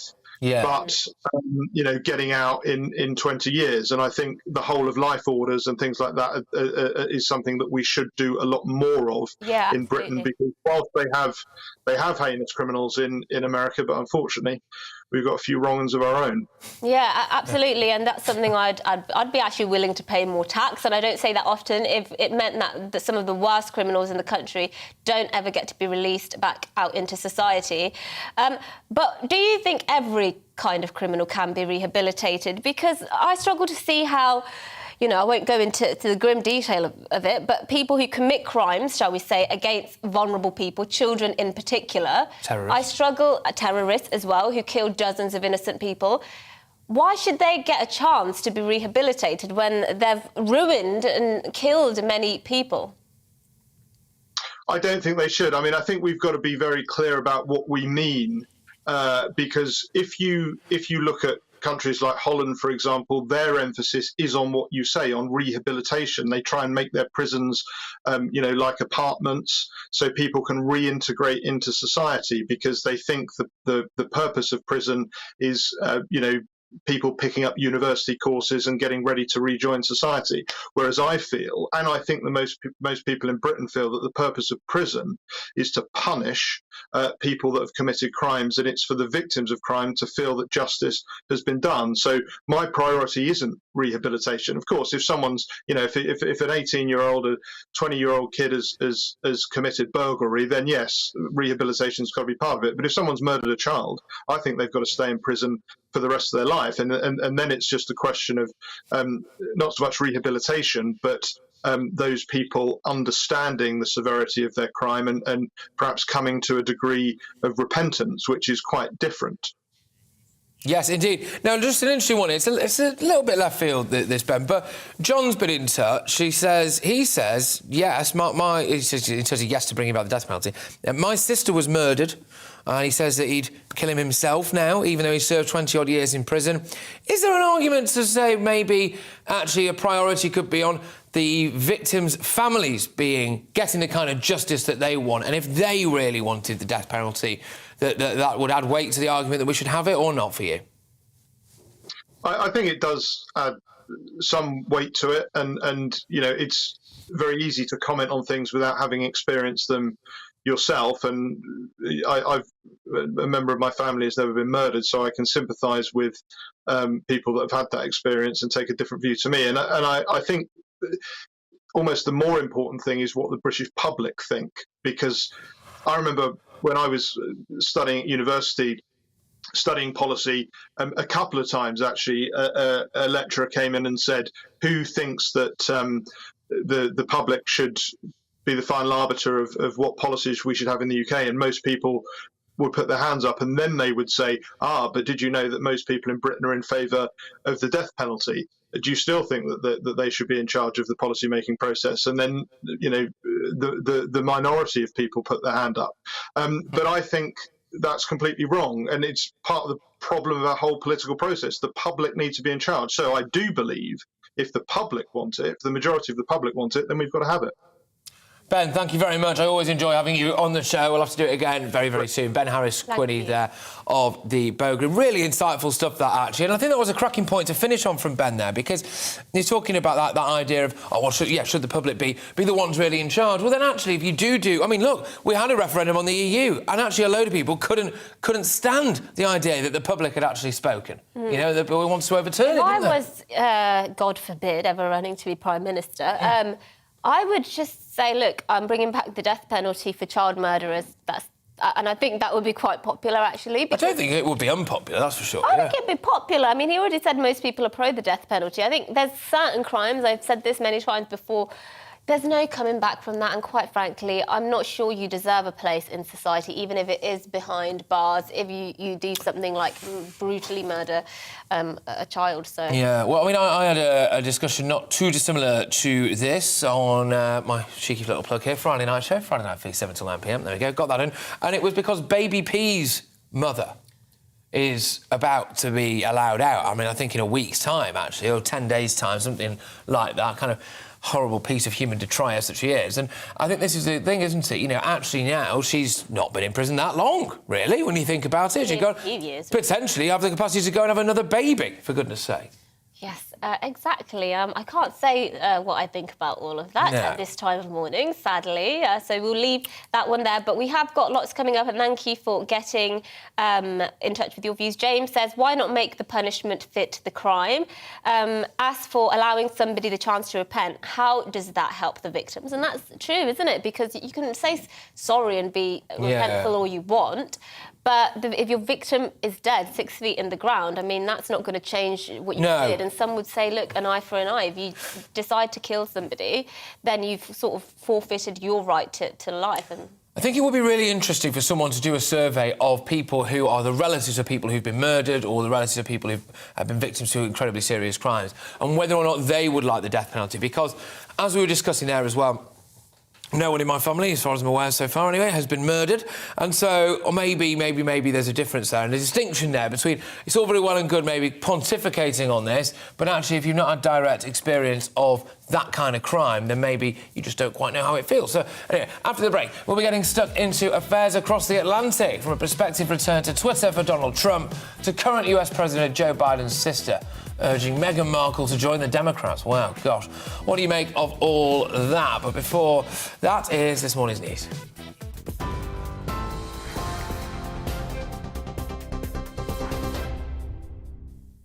Good morning, it's 11:33. I'm Rosie Wright, here to keep you up to date on GB News.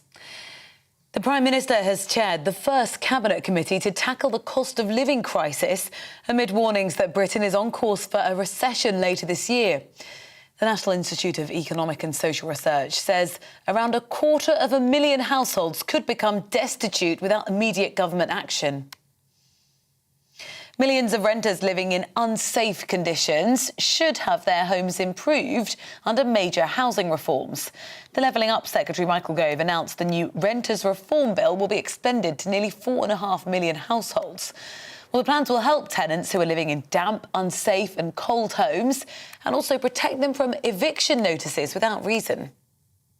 Boris Johnson has arrived in Stockholm to meet with Sweden's Prime Minister as the country considers joining NATO. Mr. Johnson is also going to visit Finland later today. Russia's invasion of Ukraine has prompted a re-evaluation from the Nordic countries. The Russian President Vladimir Putin has threatened to respond if they join the military alliance. The former US President Donald Trump could be allowed to rejoin the social media site Twitter. Elon Musk agreed a £34.5 billion takeover bid with the Twitter board last month. In an interview, he hinted that Trump could have his ban reversed after he was removed from the platform in January last year. At the time, Twitter said his account was permanently suspended due to the risk of further incitement of violence following the riots in Washington. We're on your TV, online and DAB+ radio. This is GB.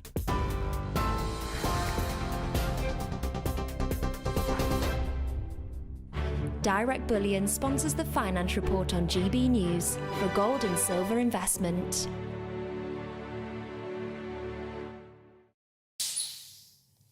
Here's a quick snapshot of today's markets. The pound is 1.24 to the dollar.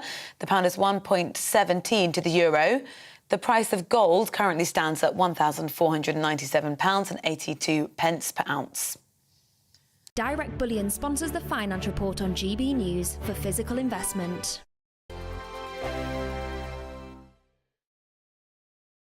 Hello, I'm Michelle Dewberry and you can join me every weekday 6 till 7 on Jubes and Kerr. Me and my panel will get stuck right into the day's events, and I can tell you, in fact, I can warn you, expect some robust debate, some strong opinions and perspectives from both sides of the fence. It's about you at home as well. I love to read out all of your comments, or at least as many as I can. So join me, Michelle Dewberry, Monday to Friday, 6 till 7 on Jubes and Kerr.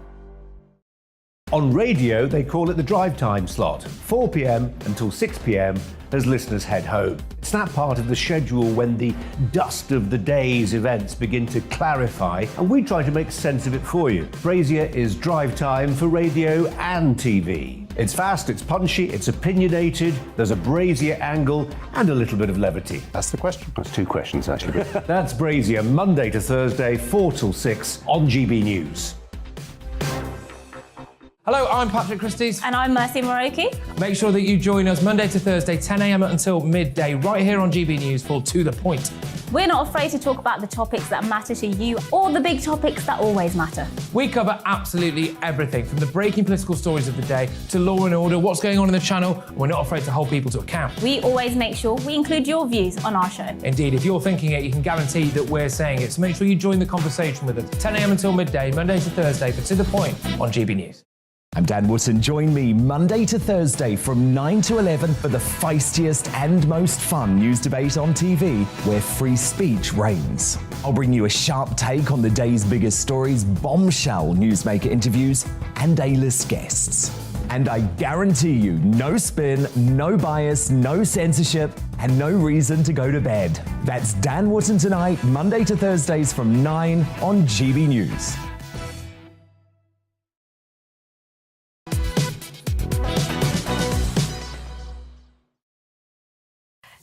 Good morning, it's 11:38 and this is To The Point with me, Mercy Moroki, and Patrick Christie's on GB News, live on your TV, online and radio this morning. Yes, well, Twitter's prospective new owner, billionaire Elon Musk, has said the online platform's controversial decision to ban former US President Donald Trump was, quote, morally wrong and flat-out stupid. He said that at a Financial Times conference. Well, one of our viewers, Roy, was delighted. He says, great news that Trump is back on Twitter. Hold your horses, not quite there yet, Robert. The fight back for free speech has started. All hail Elon Musk. And that's from Roy. Yes, well, he does look set to be back, certainly. How could that reshape US politics, however? Well, joining us to discuss exactly that question and other things going on in America is Greg Swenson, who's chairman of Republicans Overseas, UK. Greg, always great to see you. Yeah. It was stupid, wasn't it, to ban Donald Trump when the leader of the Taliban is still on, Vladimir Putin, who we can objectively say is worse than Donald Trump by every objective measure. Why is he still banned? And isn't this good news for free speech? It's great news for free speech, and that's for sure. But it also shows just the sheer hypocrisy of not just Twitter, but the other social media giants, as well as some of the corporate legacy media in the U.S. So, this was a bad moment for free speech. Last year was a bad moment for free speech. Yesterday, a great moment for free speech. It's important, but it was, as you said earlier, it was really stupid to ban it. And it actually was self-defeating, because by taking Trump basically off the air, it just enabled the public to see the utter disaster, which is the Biden administration. Absolutely. So it was a chance to see the failed policies and the failed outcomes of the Biden administration without the distractions of Trump. So I think it actually helped Trump. It helped the right at the expense of the left. Yeah. I couldn't say that in 2016, because that's when it was a medium for Trump to get to the people directly, which was important. Yeah, and Trump has always been somebody who sort of frames himself as reaching out to the disenfranchised, people who feel disillusioned with the quote-unquote administration, and that almost reinforced their belief that the traditional administration was against them, wasn't it? So it was very self-defeating. But there are people, some of our viewers and listeners, saying, well, they think that Ian is one of them. Musk's version of free speech will actually just be the same, but the opposite. If you agree with me, you can stay. If you disagree with me, I'm going to get rid of you. Is that what's going to happen? No, not at all. I mean, what Musk has been saying from the beginning, that it is the town square.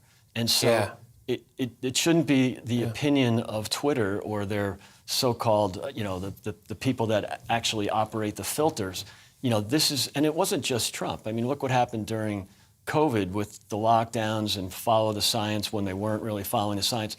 The Barrington Declaration was banned from Twitter and the other social media platforms, and that is outrageous. And so I don't think Musk will be a one-sided CEO or one-sided owner. No, but it's also not just the overt banning. There's things like shadow banning, and I don't claim to know or understand exactly everything about the technology behind that and the algorithms, all this stuff. I mean, it does exist, and I'm aware that it's happening to quite a few people. That's very, very subtle, really, and that's quite sinister. And exactly, and I can understand if there are algorithms to prevent, real hateful groups, or I mean, BLM and Antifa used Twitter and other social media platforms to spread their disinformation, to spread that insanity, but also to organize violence. So maybe they should be, banning some of those organizations that actually advocate violence, not just what they say is violence because they don't agree with President Trump. Absolutely. Now, can we move on? Because I want to talk a bit about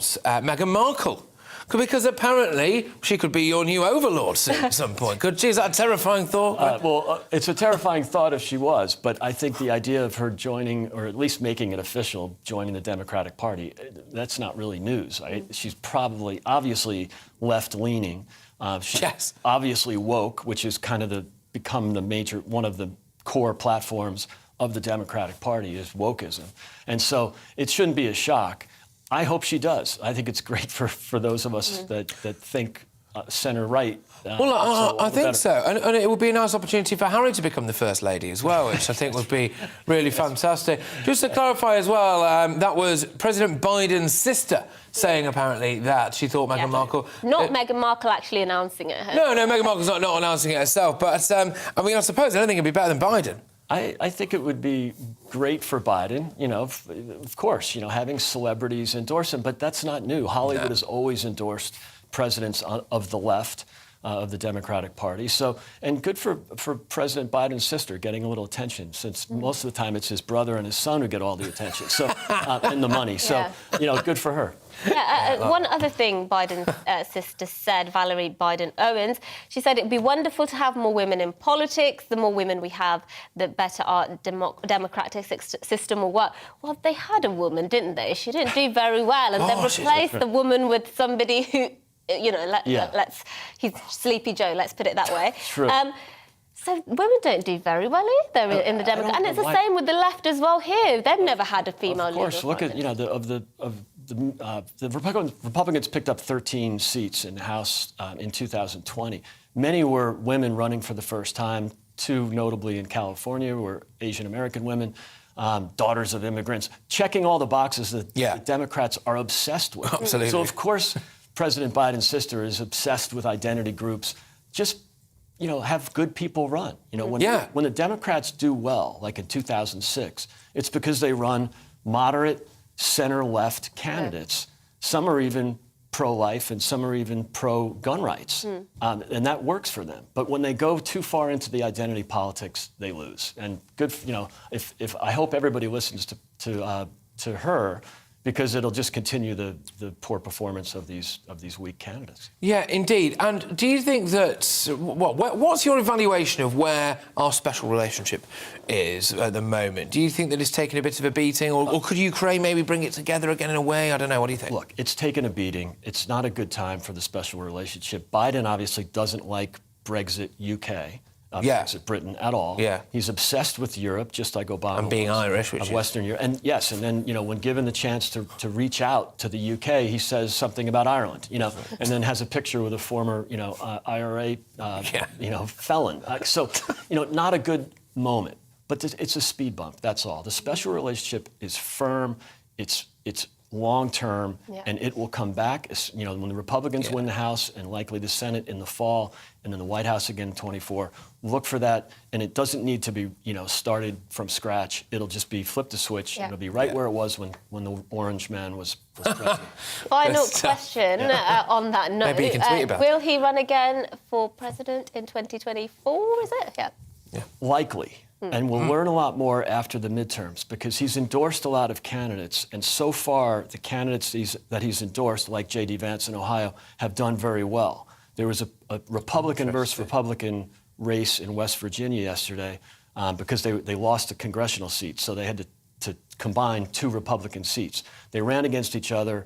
The Trump candidate won against the other candidate who actually had more votes or more seats in that particular district. So that's a good sign for Trump. I think he's going to base his decision on whether he can win. Interesting. He won't run if he has a chance. Well, no, that wouldn't be very Trump. If the election was tomorrow, he'd win, and he'd run. Good stuff, Greg. Hey, thank you as always, my good man. Great to be here. Thank you for coming back on the show. A fan favourite there, of course. Yes, OK, all right. Well, look, we're going to take you through some headlines now of the day that you might have missed. And grabbing a bag of crisps to enjoy with your sandwich, or just as a daily snack now, could cause weight gain of up to 1 stone by the end of the year. We talked about speed bumps.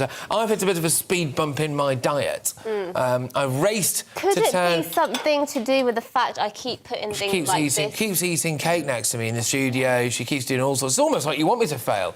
I've got a bet on with somebody. You've got a bet on, that's it. I haven't. I want you to succeed. You're raising money for charity. Yes, I am, which we'll do. We'll make sure we get on the show tomorrow. But yes, and basically I dropped 10 pounds in like 2 weeks, and I literally dropped like 1 pound. And now you've added 10 pounds in the 2 weeks since. But it's not because I'm eating crisps, though, to be fair, which is really what this story's about. Yes, well, social change charity Nesta, I thought it was a massive corporate. But anyway, eating extra 240 calories a day, which is about the amount of a bag of crisps, may lead to around 6.4 kilograms of weight gain. Well, good, bring it on, because I'm not cutting out crisps. All right.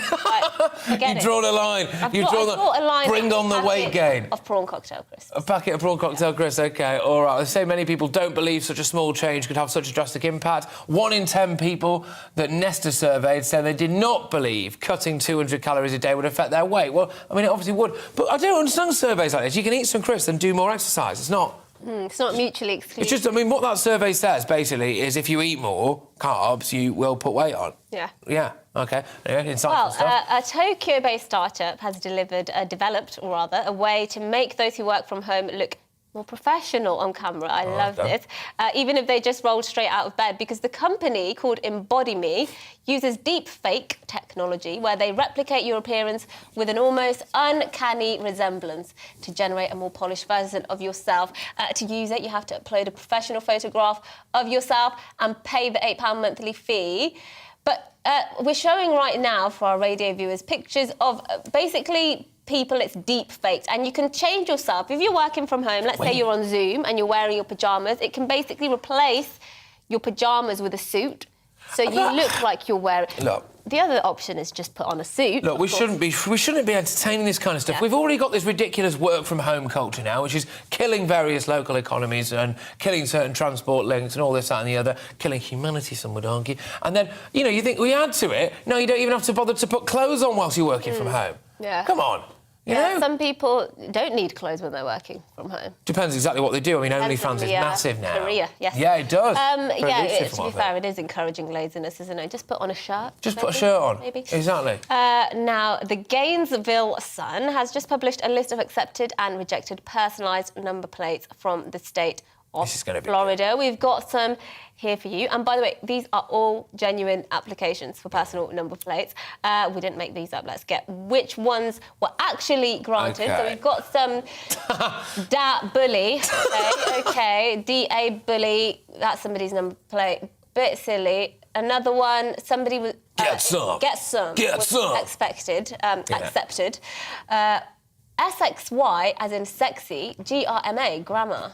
So sexy grandma. Yeah, sexy grandma. Gosh. Sexy grandma, right. That's accepted. I'm not sure what this one is. Was fuzz. Was fuzz. I don't know what that is.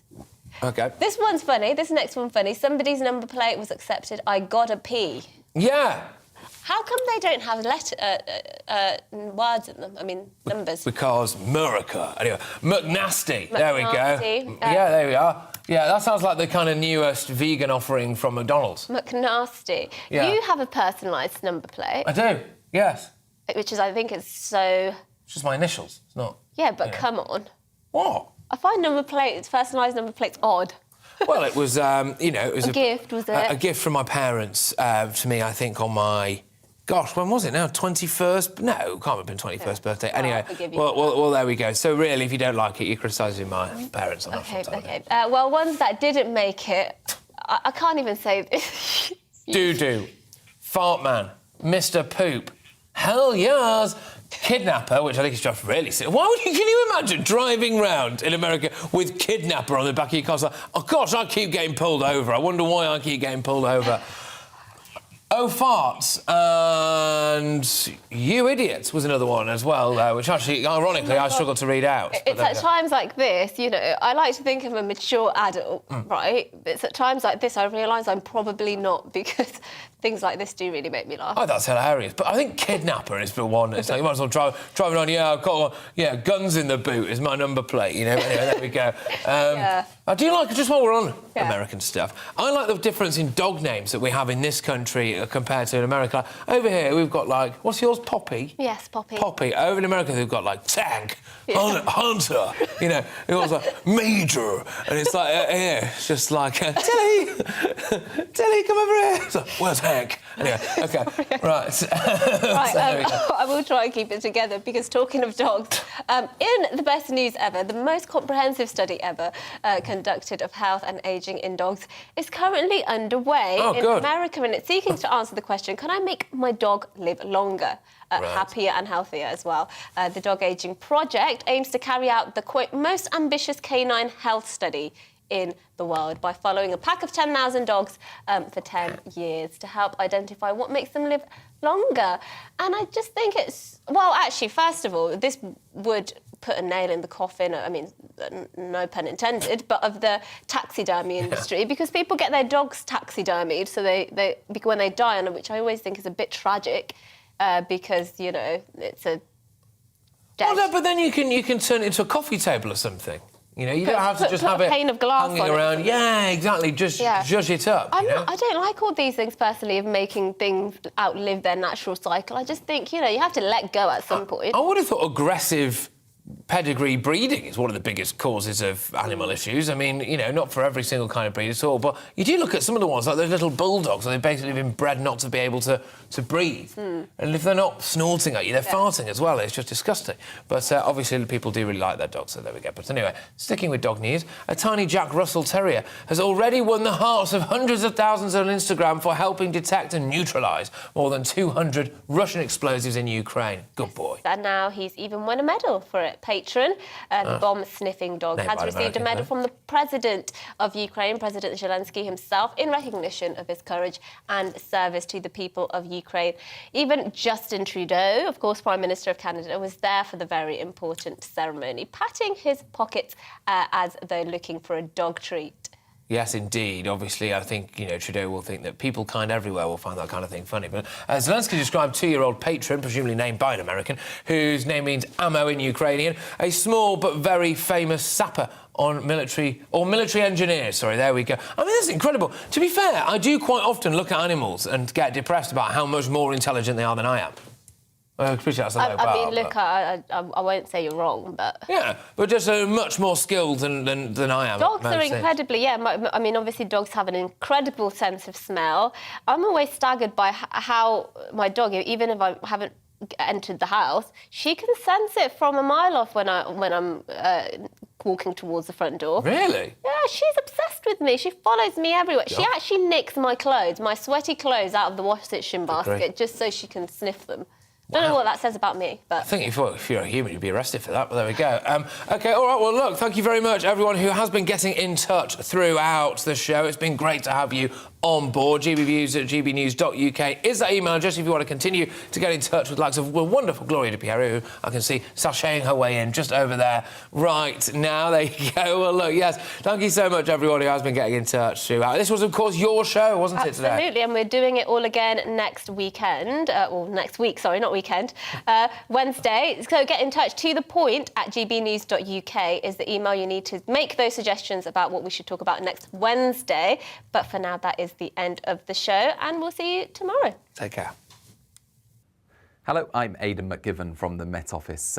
Wet day for parts of England and Wales. Much needed rain, but feeling cool under that persistent damp weather. Showers further north, although interspersed by sunny spells. The weather unsettled at the moment with a westerly airflow, and a weather front pushing into parts of Wales and the southwest earlier in the day has brought some persistent rain. But by early afternoon, that's bringing the main thrust of wet weather into the Midlands, parts of eastern England, as well as central southern England. Heavy rain at times, a breeze along the English Channel and the southeast, staying dry just ahead of the rain there for a time. But brighter skies follow further north and west, albeit with some heavy showers and a blustery wind, with temperatures at 14 Celsius for Glasgow, 17 Celsius as the rain clears, but feeling cool under the wet weather, which does finally push through southeast England and clear away into the continent through the evening, and then clear spells overnight, but further showers will arrive into northern western Scotland and perhaps parts of Northern Ireland.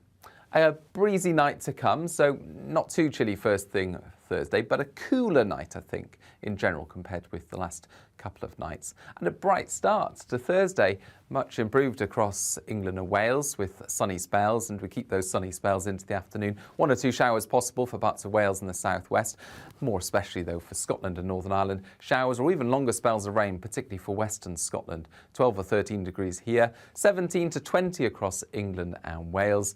And it's going to be breezy once again for many, so it's going to be feeling a little cooler. But there is a trend towards